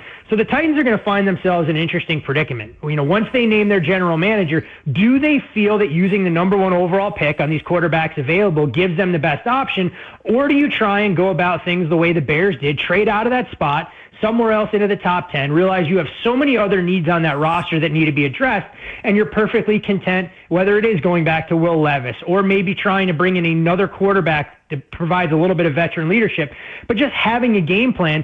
And this was the one thing when we broke down the Titans and their win total, I know a lot of folks in Nashville didn't find, our take on the Bet the Board podcast to resonate with them. They didn't seem to have any direction. They were bringing in veterans to fill spots for a team that wasn't going to be capable of really threatening for the division. So what happens with a season that did? Now, for the Titans, it's a fortuitous bounce to finish with that number one draft pick. Mm-hmm. And I think you have to come in, design what the next 3 to 5 year plan looks like, and don't fall in love with a player that you don't think will be your quarterback 2 to 3 years down the road, just because it is the most glaring need on a roster right now, and you can't win without one under center. Todd Furman with us from Vegas at Todd Furman. Bet the Board podcast is something you need to download, rate, review, subscribe. College football national championship game is Monday, Todd. Ohio State, the 8 seed, 7 seed Notre Dame. Ohio State opened at 9.5. Last time I looked, it's down to 8. So some big money going in toward Notre Dame. Where are you on this? Yeah, some influential bettors grabbing 9.5 early on. Was a little bit surprised to see money on the Irish come in so quickly. Thought they might wait to see if they had an opportunity to grab 10. I think anytime when you look at a game of this magnitude and a total that's relatively low by college football standards in that 46.5 range, going to be an attractive proposition to grab an underdog that is extremely capable on the defensive side at 7.5 or better over that touchdown threshold. For me, I'm not running to the window to back Notre Dame, and I was bullish on their capabilities of kind of being a little bit of a Cinderella story at 10-1 to win the national title. The problem for the Irish, you look at Ohio State and how well they're playing defensively. I just don't know where the Irish go for big plays. I'm not sure that Riley Leonard and company are capable of sustaining drives more often than not. And while I think Will Howard will find it a little bit more difficult sledding against this Notre Dame defense than he has in the first 3 games, I'm not going to necessarily say that Ohio State had a 28-14 final score was indicative of what that game could have been. If the Buckeyes don't take a couple of sacks early, there aren't those undisciplined penalties, I'll probably find myself gravitating more towards the prop market and looking to try and figure out exactly what the health looks like for Jeremiah Love, because if he takes on a full workload, I think Jadarian Price becomes the odd man out. And the one thing that we saw from Notre Dame, they struggle a little bit to cover running backs catching balls out of the backfield, and I think there could be some opportunity to bet Travion Henderson receiving props over his numbers. Tell Father, how deep is your dive going to be into this national championship game? Because it seems like y'all loaded on this one.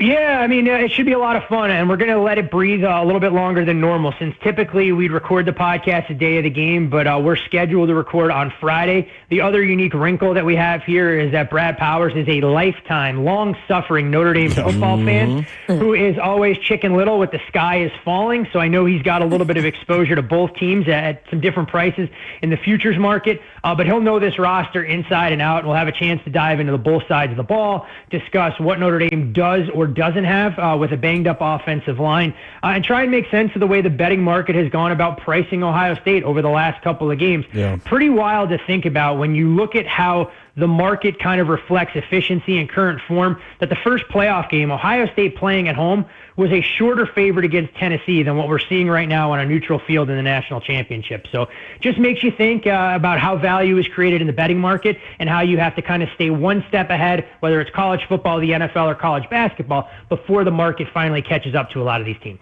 Give me a reason to bet against Patrick Mahomes in either one of these rounds that are upcoming for him playing at home. You know, as far as Mahomes in the opening round, look, this is a number slate. We saw Houston and Kansas City a couple of weeks ago. Kansas City closed a 3.5-point favorite in that game.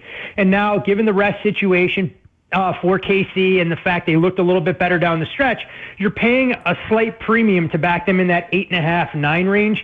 Do I think Kansas City has the horses to run away and hide? I do. But I think Houston's defense doesn't get enough credit, or didn't up until the dominant performance that we saw against the Chargers last week. The problem that I have with making a case for the underdog here is I don't think Joe Mixon and company are going to be able to run the football, and that game could have easily gotten away from the Texans much earlier. I still believe it was intentional grounding that wasn't called by C.J. Stroud, and then, of course, you get the broken play that allows the Texans to get a little wind in their sails, go into the breakup 10-6, and completely clamp down. So I'm not running to back Kansas City here with such a low total and lay that kind of number. I'm just not sure that I'm getting to the Texans, because I do think this defense is going to have to mix some things up a little bit, and if they can't generate pressure at the same rate, it's tough to kind of go zone against this Chiefs offense that's getting healthier with their skill position. Another big line on Saturday night, Lions by 9.5. Washington's won 6 games in a row. They get the playoff win in Tampa with the rookie quarterback. Detroit's defense is depleted.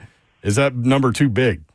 You know, Cardiac Commanders, I think, what is it now, 7 games that have been decided on the final play or something crazy. along those lines. Yeah. And the other thing in this game, you're going to have 2 of the highest variance teams in the league, because the one thing we've seen from Dan Quinn and Cliff Kingsbury and the one thing we've seen from Ben Johnson and Dan Campbell, neither of these teams has seen a 4th down that they don't want to go for it. And if one team goes 50% versus another team struggling, things can snowball quickly.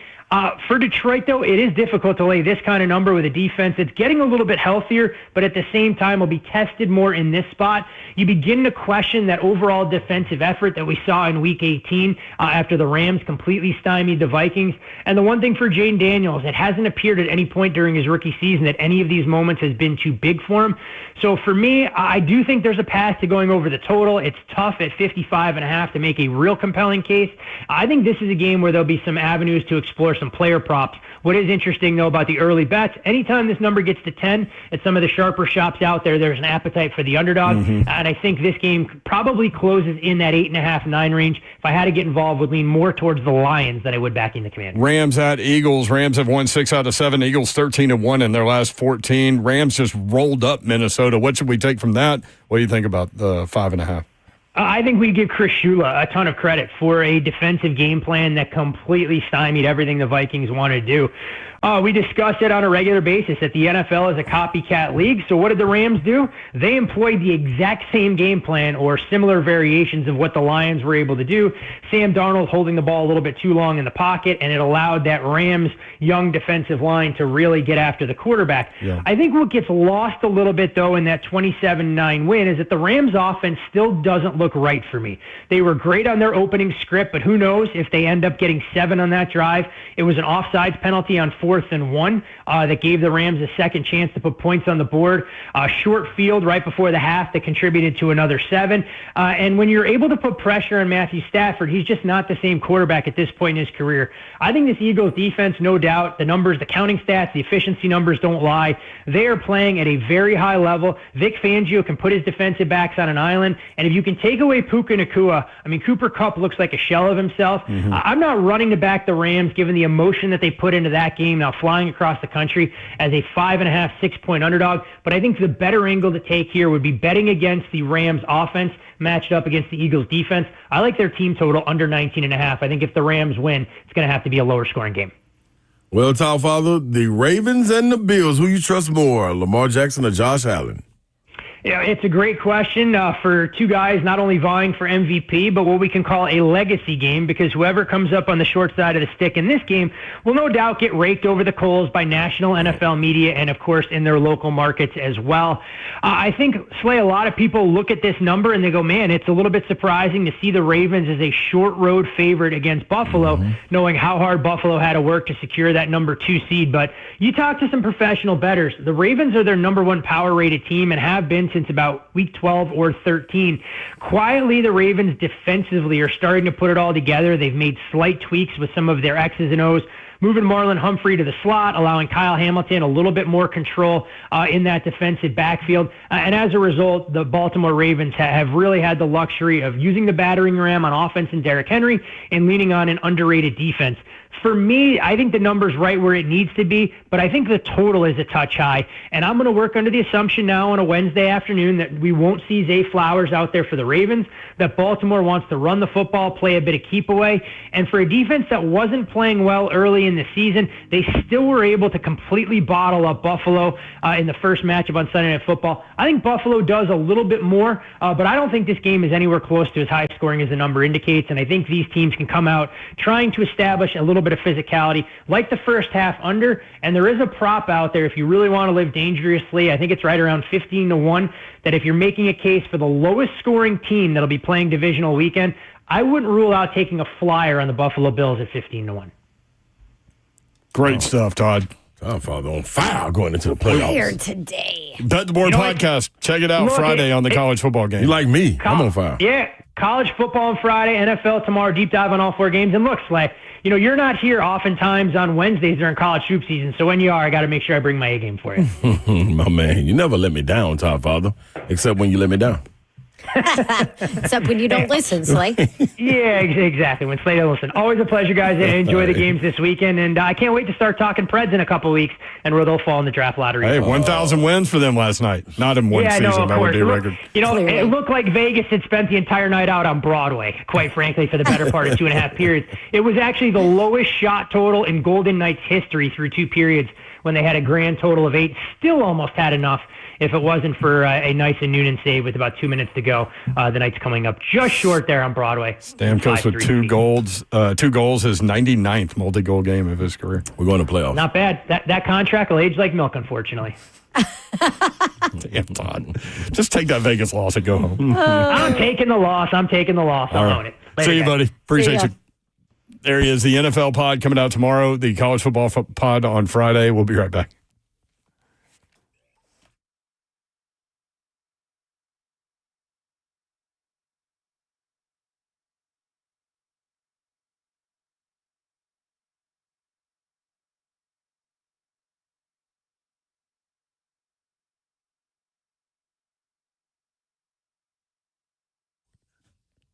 All right, we got some big games coming up, and maybe you want to jump in on them with Zen Sports, the newest sportsbook right here in Tennessee. They just picked another grand prize winner from their December big game sweepstakes, and now they're rolling out the VIP Players Club sweepstakes for January. Check out these prizes this month. One grand prize winner will win a $10,000 bonus bet on the NFL big game in February and $10,000 cash, or an alternate prize of $15,000 cash.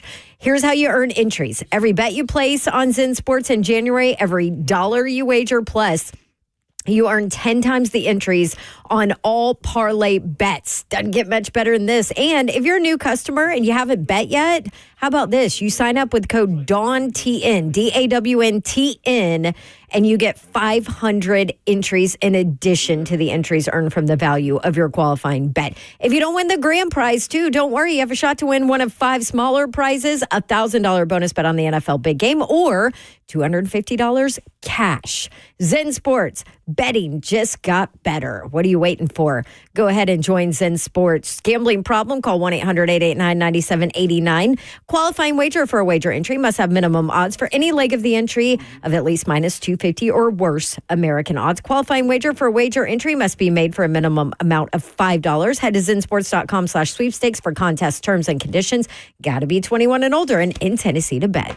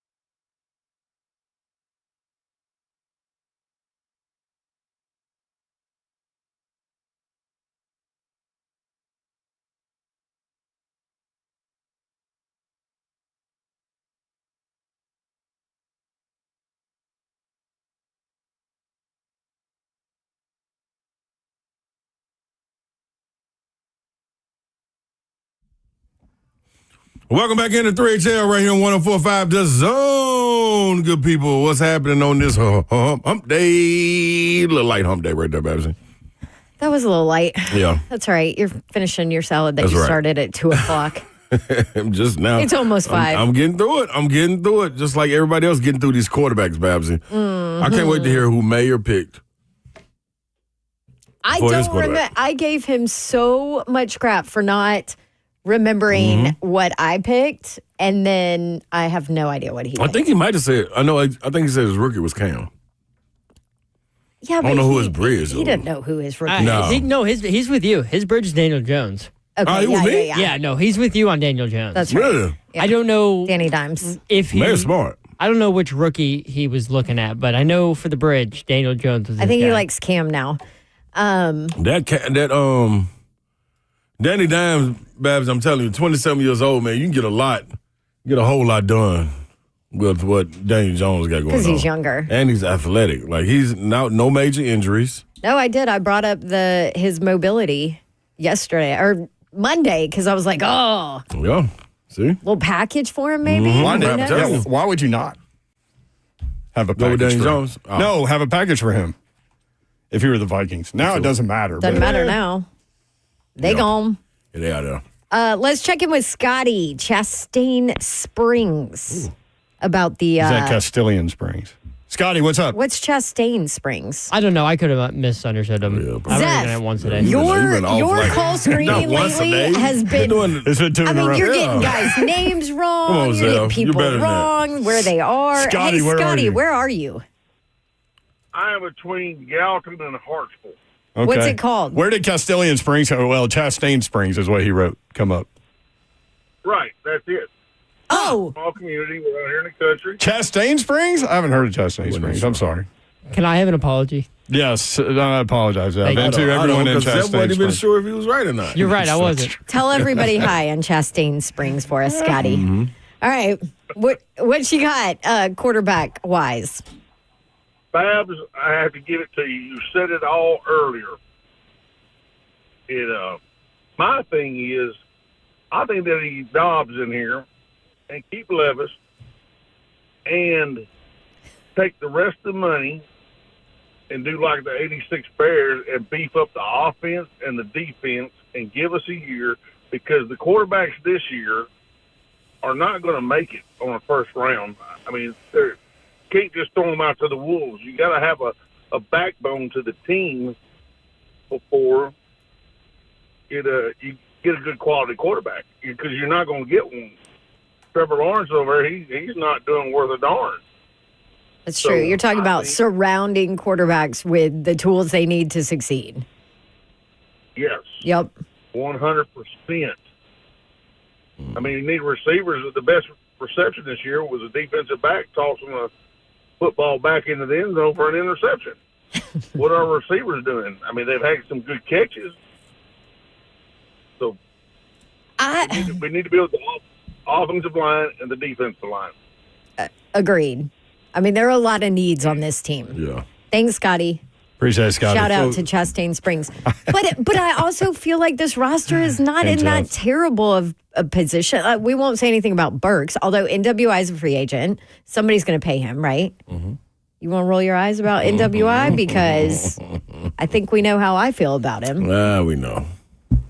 He's on the phone. I love NWI. I'll say that over and over. 615-737-1045. But anyway, you got Yes, you Calvin did. Ridley. Yeah. I think they're going to said get it NWI yesterday. done. You do? Mm-hmm. For I think they're going to get him done. I think they've been not overpaying him? We were told they've been working on that for a minute. But not overpaying him? Yeah. For 3-4. Yep. Okay.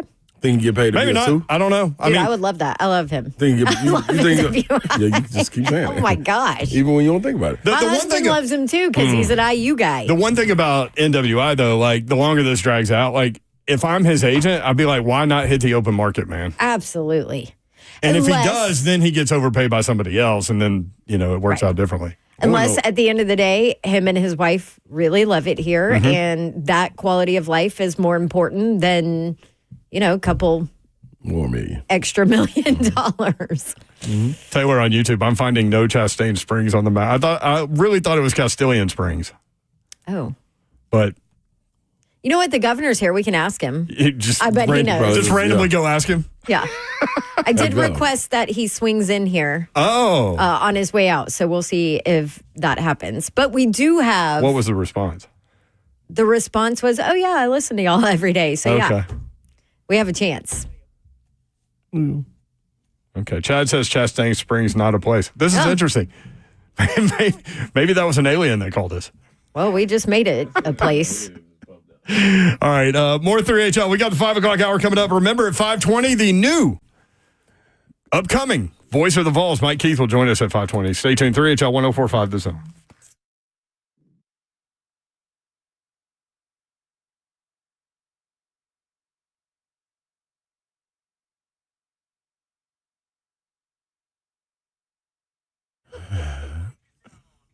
Yo, people, you want to look good and feel free about yourself? Well, 2025 can be the year your hair can be fuller and thicker. What's happening, y'all? It's Big Slay, and I went to We Grow Hair, grew the hair back, and it was the biggest confidence booster that it could be out there. You can, too. Call them right now, 615-376-6010.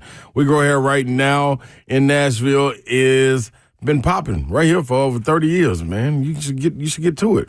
With proven solutions that work. No one else in Tennessee has the ARTAS robotic FUE procedure and multi-unit hair grafting hair transplants that give you 2 times more hair in one procedure. Fast 45-minute laser PRP treatments for men and women, backed by the only company I trust to help the thinning in your hair. We Grow Hair. Call them at 615-376-6010 this year. Look and feel great and better about yourself. Go to WeGrowHair.com and call 615-376-6010 for your free consultation right now.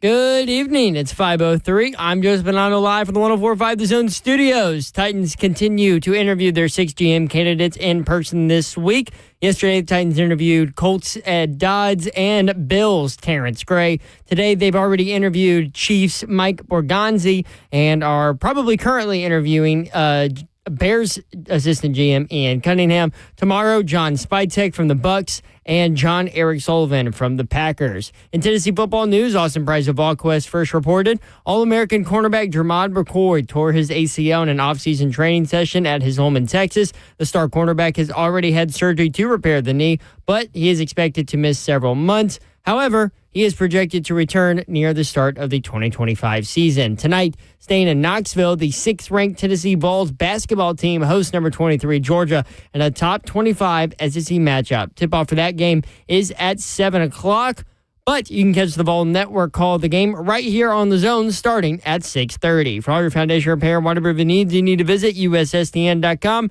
Bring news at once on your home of the Titans and Vols. This is 104.5 The Zone.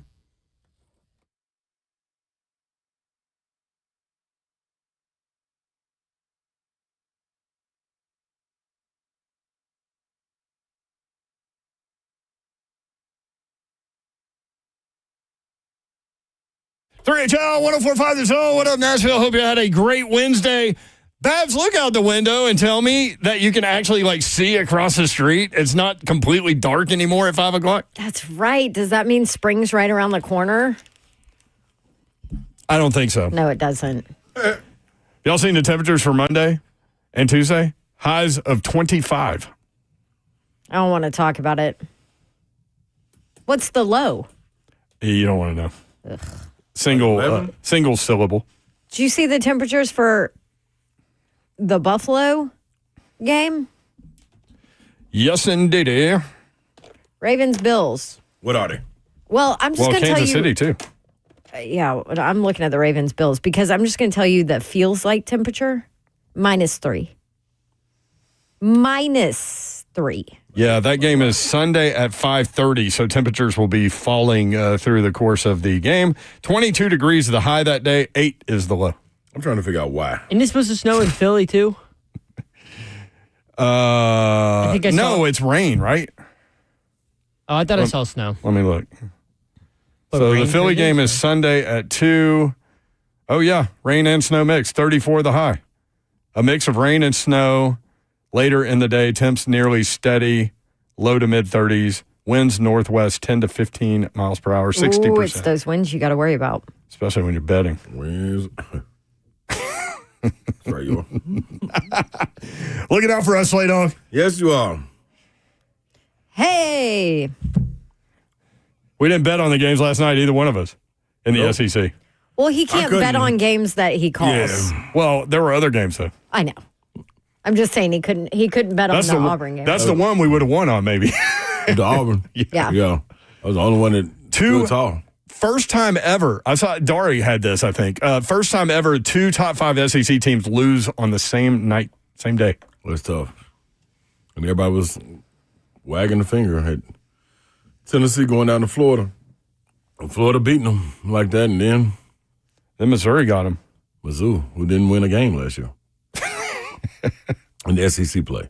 Yes, that's right. Yeah. Yeah. Alabama lost at home to Ole Miss. Now. Ole Miss has been sporadic. Man. But they got Alabama by 10 at home. And undefeated in the SEC.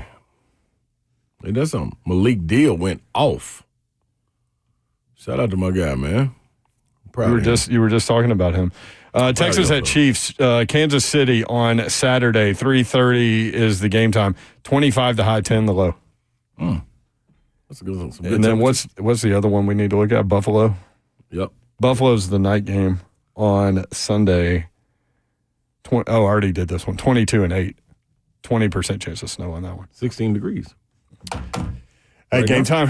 Yeah. Game time. That's going to be fun. Yeah. Did you play cold games when you played football at Pearl Cone? You remember? Yeah, because that means we were in the playoffs. Absolutely. If you weren't in the playoffs, you didn't have to worry about the cold. Are you talking about basketball? No. Football. Do I need to bring my rings in? He led the state in receiving for 3 weeks, Babs. I know, but then I thought he was done because he didn't like the contact. That was the next year, right? Yeah, I'm a champion. That was your last year, wasn't it? When the Mondelli brothers got you? No, they got me that year that we won it when I was continued to play. Yeah, with your ear flap on the field. I probably was concussed the rest of the year. Just kept going out there because it was a routine. How about the Mondelli brothers showing up at scoreboard that day? My boys. Shout out to them, man. They always listen. Local legends. By the way, the governor will not be joining us. Doggone governor. He gone. He's probably listening on his way back to. Gov, how you walk out of here? That wouldn't surprise me after talking to his THP guys. THP. He ditched us. Yeah, one of the guys was like, patrol guy. Okay, in his One of the guys was defense, like, we "Go literally asked him 5 minutes before he was listen. Very true. What did we talk about? leaving the building. He might be a little busy nowadays. I don't know. What were we talking about, though? What did Michael Jordan say? You miss 100% of the shots you don't take? That's That right. was Wayne Gretzky. No, it's Wayne Gretzky. Yes. Wayne Gretzky had that quote? It was, Why do I think it's Michael Jordan? no, that was definitely Wayne Gretzky. Wayne Gretzky? Why do you know a hockey quote, Zeph? That's the greatest because hockey it's like player the greatest ever. quote ever. It is a great quote, but I attributed it to Michael Jordan. You sure You always did. do that. You always give it to Mike, too. That's You what I give do. every quote to Mike. Yeah. I do personally, or everyone does? Well, probably everybody. He's a great Yeah, that was definitely a Wayne Gretzky quote. goat. Wayne Gretzky. He's the GOAT. You're Good right. for him. Go ahead and looking shoot your at shot, Wayne Gretzky. Oh, Ovi's trying to come hawk him down, ain't he? Yeah. What? It was Oh, yeah. Alex Yeah. Ovechkin. 100% it's See, Gretzky. this is the time of year where Slay turns into the best hockey gambler ever. That took me by surprise. Like, Yeah, I know. He just started winning all these games. What? CBJ. Hey. Who are the CBJs? I bet on My them. boys. Columbus Blue Jackets. They won. And you won like 2 times in a row. On Paul Slays. The CBJs. Shout out in Preds. your defense, Yeah. one of the Google things that came up when I went to put it in was Michael Jordan, you miss 100% of the shots you don't take. So he must have said it, but he must have taken it off of Gretzky. No, I will say Gretzky took it off him. Don't be messing with Mike. Okay. Don't be messing with Mike, man. I'm going to defend Mike. Yeah. Who's the greatest? Don't be messing with Mike, Wayne Who's the Gretzky. greatest of the greats?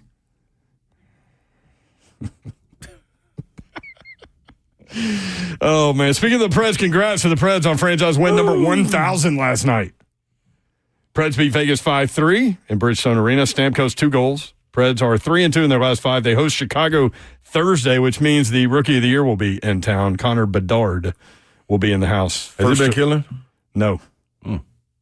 No. Rookie Wall? It's the Mark Macon rule. What's that? Sophomore slump. Babs knows where you know what I'm stepping in. Gotcha, You smell Babs. what I'm stepping in. That's what Babs. Mickey used to say. He probably still does. Remember Mark Macon at Temple? Had an incredible freshman season, and then John Chaney, coach, and then dove off his second year. Got to get through that wall, man. Sophomore wall. You got through that wall. Absolutely. Started out a little slow. Like the, Thanks to Brad Shepard. who's the guy? The high C man? That runs through the that's wall? Kool-Aid man. Kool-Aid man. How do I not know I that? know, I see, man. There's not even a high C Not man. I see, man. South Carolina at Vanderbilt tonight. Vandy They're playing favored right now. Yeah, they are. 5 o'clock SEC Network. Why do we not have that game on? 6-4, 15 minutes and 40 seconds left. 6-4, South Carolina's up. Vandy favored by 8.5. Gamecocks 0-3 in SEC play after going 10-3 in their non-con schedule. All 3 losses came to ranked teams. That's the problem with playing in the SEC. Mississippi State, Alabama, and Auburn. Vanderbilt 13-3, but they've lost 2 in a row. Tyler Tanner had his first turnover. You've been following this. Wow. Of his college career against Missouri. He's had 1 turnover this year in 321 minutes. I mean, that man's tough. Tyler Tanner. He was questionable going into today. Doors need to get A.J. Hoggard going, transfer from Michigan State. Jason Edwards had 20 last time out. Walking bucket. Number 6, Tennessee hosting number 23, Georgia tonight at 7 o'clock on the SEC Network. Tennessee 15-1. Georgia is 14-2. Vols favored by 11.5. Too many points? That's a lot of points. It is a lot of points. I am going to come delete that drop of mine if you don't stop abusing it. Zeph? That was a sleigh drop. It sounds like you really said that. No, that wasn't me. That was probably something I would have said right then, too, though. But seriously. That's one of my favorite things ever. And it's funny because you don't say it a lot on the air, but you say it when we're all together a lot.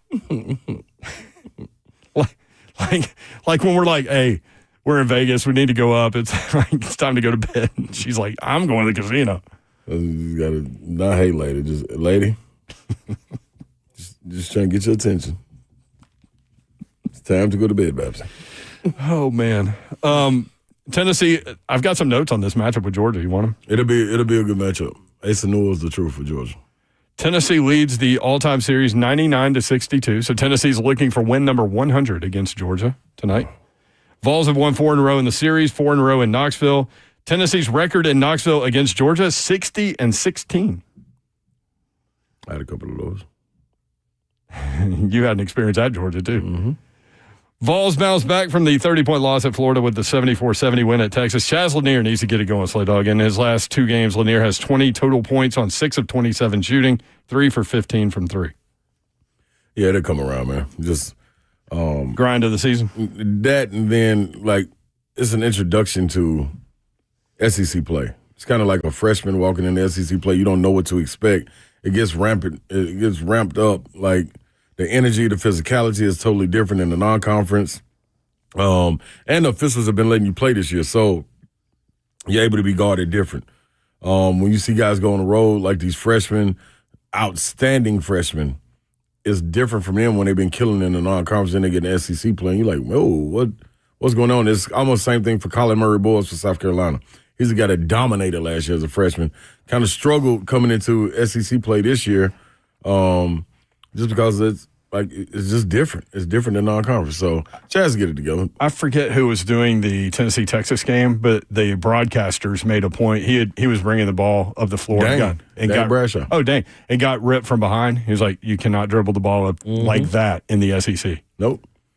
Different athlete, different coaches, different schemes. Like, it's different. It's different. Mike Keith, the soon-to-be voice of the Vols. Oh, yeah. Joins us next. 3HL.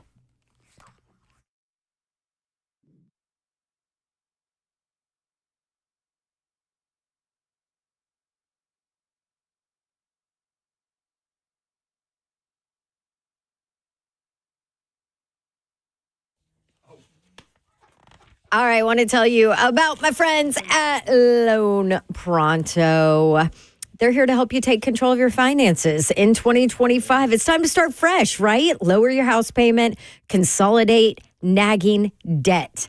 9 out of 10 borrowers get a better deal by calling Loan Pronto. And right now, they have some of the most competitive offers for refis, for debt consolidation, for purchase loans, starting in the low 5s, by the way, APR. If your current rate is over 6%, don't settle for paying too much. Go ahead and lock in your lower rate today. Close in as little as 2 weeks, often with no appraisal, too. You could even skip your next 2 house payments. Fast, easy, hassle-free. Get your personalized Loan Pronto rate quote instantly with no hard credit pull, no upfront fees. LoanPronto.com is where you can start the entire process, or just give them an easy phone call, 615-499-5780. LoanPronto.com at 615-499-5780. Loan Pronto, equal housing lender, NMLS 1661781, subject to lender approval, NMLSconsumeraccess.org.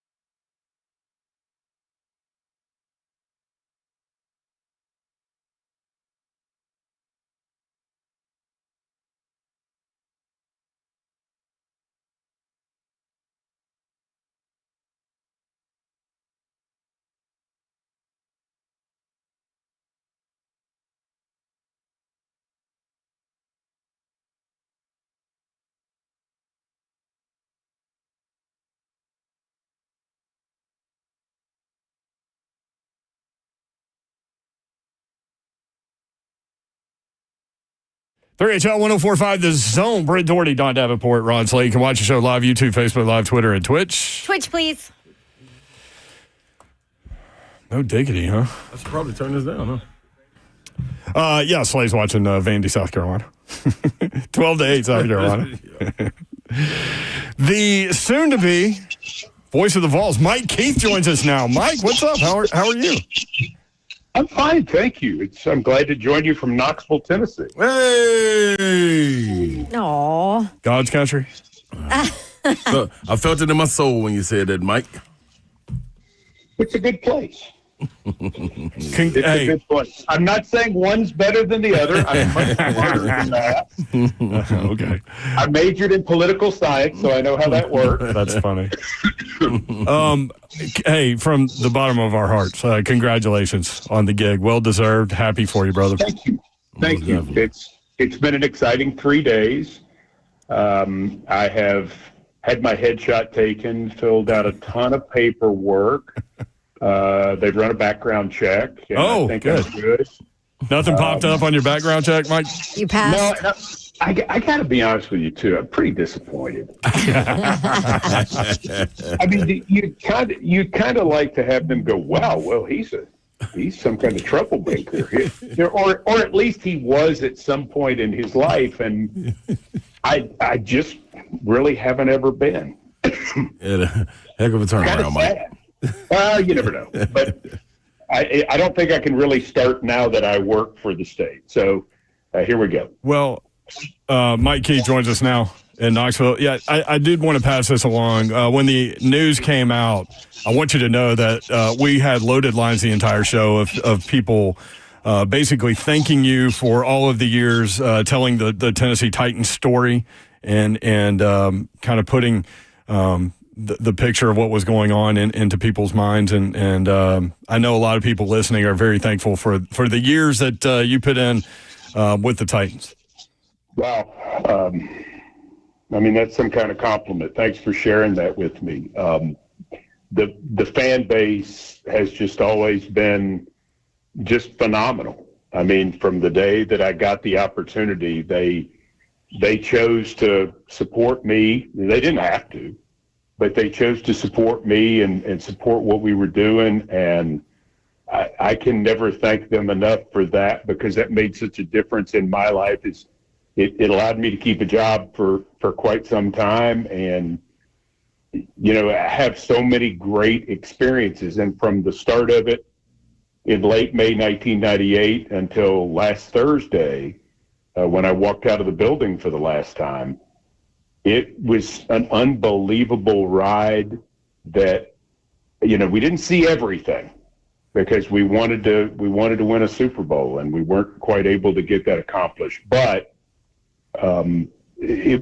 so many things that I never could have imagined growing up in Franklin with no NFL team and no thought that there would be one. And so to get to have the experience like that was incredibly special. And the fan base is what made it what it was. To see it grow from sort of nothing to where people are so into it now that even in bad times, they're so invested. They're talking about the draft already, and let's go to the Senior Bowl, and let's do all those things. That's what we dreamed of at the start when nobody was coming to Memphis and nobody came to Vanderbilt. We dreamed that people would be invested enough to have that be top of their list, and they've done it. I mean, the fans have been unbelievable. I'm just disappointed that the last few years have been as tough for them as what they have been. Mike, what was one of the calls or texts that you got that was kind of surprising or surreal or kind of took you by storm or shocked you a little bit that you weren't expecting to hit you up about the congratulations? Eddie George called me. Aw. And that was just really special to me because I love him so much, and he was one of the first great players that I got to call, and it was an honor to be Eddie George's announcer and to call those touchdowns and to call some of those fantastic games and just the way he played the game and, to see the way he's lived his life and what he's doing at Tennessee State now. he's as successful post-career as he was on the field, and I think he ought to be in the Hall of Fame. I still think that. Mm-hmm. So to me, that was one. There were several really, really nice moments, but from the perspective of sort of someone who poured themselves into the Titans for 27 years, to have the ultimate Titan pick up the phone and make that kind of effort was an incredible compliment. Love that. God, I can't call you Vod anymore. I'm so used to Vod. It doesn't apply. Yeah, you could go with Mike. Mike. Mike. Feels weird. Yeah. I don't know. It does, and it's often overused. There's a lot of it. So, Mike, what were the reactions from the Titans, Miss Amy, all of that when you kind of had the conversations about this? Amy Adams-Strunk and Kenneth Adams IV were just absolutely fantastic. Yeah. And I've known Kenneth Adams since he was, 18, and got to know Amy almost 10 years ago when she became the controlling owner, and we really didn't know who she was. I mean, we knew that she was one of Mr. Adams' daughters, but we're like, we had no idea she would take over the team and be the person that she's been. And, the family has always been incredibly supportive of me. Mr. Adams was very supportive of me. He was very kind to me. And so for them to send me away with a blessing, that was a huge help. I was really struggling last Thursday morning because I told my wife and some friends there that it was the strangest conflict of emotions that I'd ever had. On one hand, I was pumped. And I was pumped to get this chance. On the other hand, Dawn, I felt like I was going through a death in the family because, I'd walked in that building so many times and love the people I work with very much and love that football team, the fan base, what we've been through over the course of 27 years. And it just felt bad. I mean, it was incredibly sad. I'm still struggling with it to a certain extent. It's a hard adjustment. But when she and Kenneth said, "Hey, we appreciate you, and we're glad you're going to get to go on to do this because we know it's important to you," that said something to me about how they feel about me as a person, not an employee. Yeah. And that helped me a lot. Yeah. Mike Keith with us on 3HL. So obviously you loved the work that you did as the voice of the Titans. How difficult was this decision and why Tennessee? Well, I think what it came down to is there had been a lot of things sort of play out in my life that had led me over the last 2 years to say, if this call ever came, I would look at it differently because some life stuff had happened. And, when life stuff happens, it makes you take a long look at things and say, you know what, maybe there's some things that I wouldn't think I would want to do because I like where I'm at right now, but maybe I want to go for it. Maybe I want to view it differently. And that had happened with Tennessee. I mean, I didn't think Bob was going to be getting out anytime soon. That wasn't what I meant. I just meant I had decided in my mind that if they called, I would be interested to listen and would let it play out as far as it was. And I didn't know what that meant because I didn't think they would do it the way they did it with the Tennessee perspective. They called me and said, "We want you. We want you to come do this job. Here's the job. Here's why. What do you think?" And they really wanted my opinion, which in the world of broadcasting means a great deal because we're not often consulted in a meaningful way. It's just the nature of our business. It doesn't work that way. You're in the you're in the worker bee flock, and management does what they want to do, and that's the way it works. But they legitimately asked me for my opinion based on my experience, and they listened to what I had to say, and they were unbelievable. The pitch that they made and the way that they went about it and what they have going on this campus right now, combined with the fact that, it was a moment in time that it just felt right. It felt like I had completed things there. I think the group that I work with did a phenomenal job this year getting through a 3-14 season. Things were complete. The season was complete, and we'd done a good job, and there are a lot of things in place that, if they choose to build on them, they certainly have that ability, because I think we've put together some great people in that building, and there's a solid foundation in broadcasting. And that's not my call anymore. That's somebody else's call, but they're good folks. And so it just felt like the right moment, the right opportunity at the right moment, and their approach was unbelievable.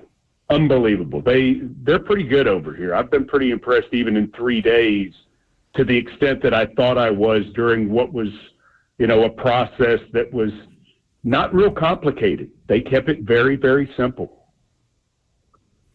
Mike Keith with us on 3HL. All right, Mike, have you thought about your very first call as the voice of the Vols, your kind of first intro, your first game? I mean, it's not Touchdown Titans anymore. Have you thought about that? Yes. Do you want to hear? Yeah. Yeah, I mean, this can be a 3HL exclusive. Are you ready? Yeah. Yeah. Yes. Iamaliaba. Nailed it, Mike. That's what I'm practicing. That's what I'm not practicing anything else. So I think we've got a quarterback who's going to win the first Heisman Trophy in Tennessee history, and I'm excited to call his games. And then I got GMAC, and so I'm pumped about having I mean, we got some quarterbacks lined up here at Tennessee. We got some stuff going on. Yeah. So I don't know. To answer your question seriously, though, I don't know. I don't know what we'll say. I mean, I know I have to say it's football time in Tennessee. Oh, that's yes. part of yes, sir. Oh. That's a given. That's part of the deal. I also have to say, wherever you're listening around the world, this is the Vols Network. Get ready for the kickoff. Yes. Because it was a big deal that Tennessee games were carried by Armed Forces Radio back in the day. Notre Dame was, but they would constantly pick up Tennessee games because, the troops liked it and they liked John Ward's style. And so that's always been a traditional saying that has been made, and that will be carried on. Everything else will be whatever craziness we come up with. Except the sack thing, that'll still happen. The sack thing will happen. Yes. I love it. I was going to ask that. So, Mike, as long as he sacked the quarterback, we got to do that. That's yeah. Hopefully that'll happen. Mike, you were so close with John Ward. Clearly your mentor, right? Did Tennessee reach out when he stepped away? No, I was not part of that. And that was always a misnomer, because I had signed the contract with the Oilers. I'd been there 8 days, and I'd signed the contract with the Oilers.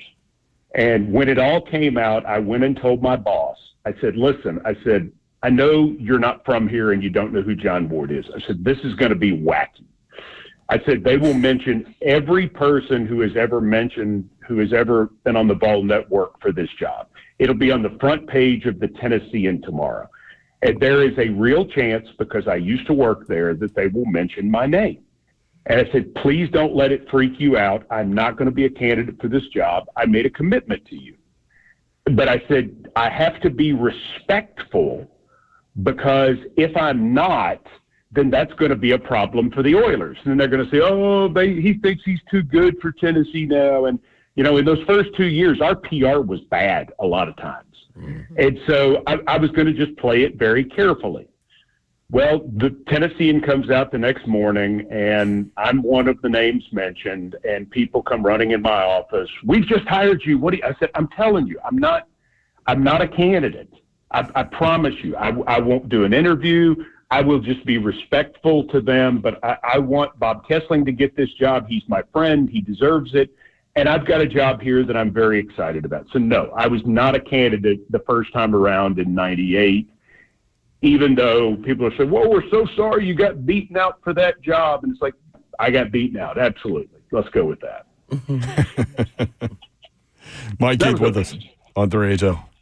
Interesting. Mike, what are you Yeah, that was. diving into, being able to get into a little bit of the basketball side of things, man? How excited are you, and have you had a surreal moment yet since being up there? I saw you on what is it, Vol Calls with Bob Kessling. You've done a couple of interviews. Has anything hit you where you were like, wow, I'm here? I think I use the word surreal, all the time because it sounds good, like I really know what I'm talking about. That's why I did it, Mike.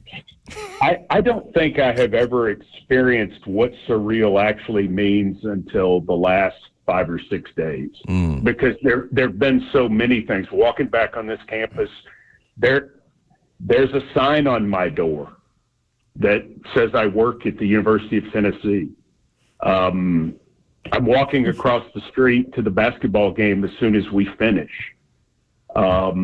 I've gotten to go to some of my favorite places in town already here, and the whole thing has been incredibly surreal because I just never thought it would happen. Yeah. I thought if the job came open, I'd be in the middle of a contract that I couldn't get out of, or one of my kids would be a junior in high school, and you wouldn't want to move a kid when he or she was a junior in high school, or there would be something family health-wise or otherwise that would not allow that door to be open. But everything really came together at a moment where you logically could do it if they really wanted you. And, oh, by the way, shockingly to me, they did. Mm-hmm. And so all of it fit together so strangely, and to be different places. And I've been different places in Nashville over the weekend and up until Monday morning, and people saying congratulations. And, there's nothing like the Tennessee people. There's nothing like this at all. And experiencing that has been enormous. So will your first play-by-play responsibilities for Tennessee be the orange and white game? No, we will not. We will not do the orange and white game in that way. We will either do a practice for that if we've figured out enough of who our staff is going to be, or we would do some kind of show around it. Of course, the orange and white game isn't actually a game anymore. No. So if we do none of them are. Mm-hmm. If we do a broadcast, it will actually be not play-by-play. Like a sports talk show with a game going on or whatever? Right. Where we talk to Coach Heupel, or we interact with players, or, just talk about what we're seeing and so-and-so's had a good spring, and what about this? Things of that sort. But no, the first play-by-play that I will do will be August 30th in Mercedes-Benz Stadium against Syracuse. And Keith Bullock will be all over me. Yes, he will. Yes, he will. Bully. What, Mike? When you walked in, and I heard you and Bob on Vol Calls, like you didn't steal his office and throw his stuff out, like he said, but you had an office down the hall. When you walked into your office, you shut the door, you sit down at your desk. What went through your mind? This happened. This actually happened. I told the story to my friend Brent Hubbs on VolQuest. The interview that I did is when I toured this campus as a junior, the person who was giving me the tour was Mike Moore, who's gone on into a massive career in sports production, ESPN, and Mike. Mike's one of the best. Yeah, he hired me with ESPN. Him and Vasallo. Yep. Yeah, Mike is one of the best. Well, he was at UTV working for John Ward at that point. He gave me my tour, and he said, "What's your goal?" And I said, "I'm going to be the next voice of the Vols." Now, I look back at that and I cringe, and I'm like, oh gosh, if I could slap that guy, I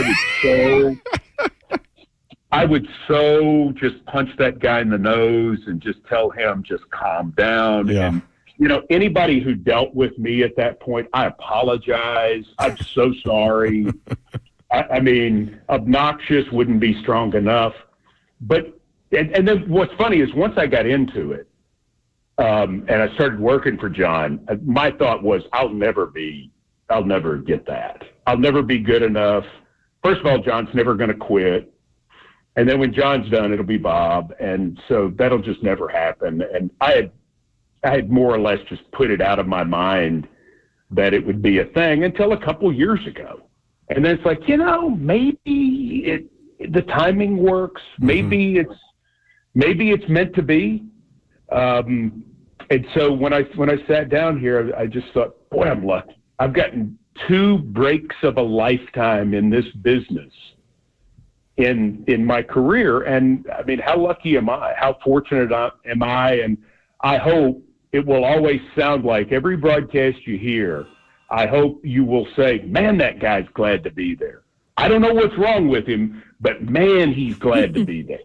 I mean, I was glad to be there 10 days ago in Nissan Stadium for the last game of the season. And I really was. I'm excited to broadcast a professional football game. It meant a lot. I will be excited for every one of these the same way. And I hope it will sound that way from the standpoint that I know how lucky I am. I get it. I totally get it. And I want to live up to that by being appreciative of the gift, or in this case, the gifts. Awesome. Mike Keith, you mentioned not having staff necessarily in place. Like, are things going to change with regard to other positions on the Vol Network? Well, they've said so. Bob announced his retirement. Pat Ryan announced his retirement. So there will be some things that we'll obviously have to look at in terms of how we evaluate it, and we're going to change how some of the Vol Network product is delivered. We're gonna tinker with the shows, and we're going to do more video, and we want to make it. I want to make it, and the people here want to make it as accessible to the Vol fans as possible, while still doing the same quality radio broadcasts they've always done. And so you can do that. You can do that. There's a great vision for that here. That's what I'm excited about, is getting to work with the people who have that vision. And I think Vol fans from ages 9 to 90 will get what they want. That's the goal. Like that. Love it. Mike Keith. Like that, baby. Will be the new voice of the Vols. We're so happy for you, Mike. In waiting. Yeah. Working hard and waiting. I know you. Scrapping a little bit. Yeah. I'll say that. Hey, thanks for doing the show, man. I know that Vol fans are exceptionally happy for you and proud of you and all those things, and Titans fans love you, and 2 jobs of a lifetime. That's pretty remarkable, and couldn't happen to a better guy. Thank you. And I obviously thank all the Tennessee fans and the Titans fans, but I also thank fans of other schools who've reached out and just say, hey, I went to games with my dad too, and I understand that's why it would mean something to you in this way to get a chance to go back there. So that's been very kind of people who say, it may not be my school, but I sure do get the sentiment and understand why even though it's a little corny and hokey, they understand, and I appreciate it. I use the corny phrase, when mama calls, you go. Yeah, see, we're at Tennessee. We don't say that. That was the Alabama coach who said that, and he was good. He did say that. That's right. I forgot where I got that. I thought it was Wayne Gretzky. My bad. We're Tennessee. We're just fine doing our own. Thank you. Love it, Mike. Appreciate you, brother. We'll be in touch for sure. Take care, guys. All right, there you go. Mike Keith, the new voice of the Vols, coming up. When we come back, what does Deion think about the Titans having the number 1 overall pick? We've got it next, 3HL.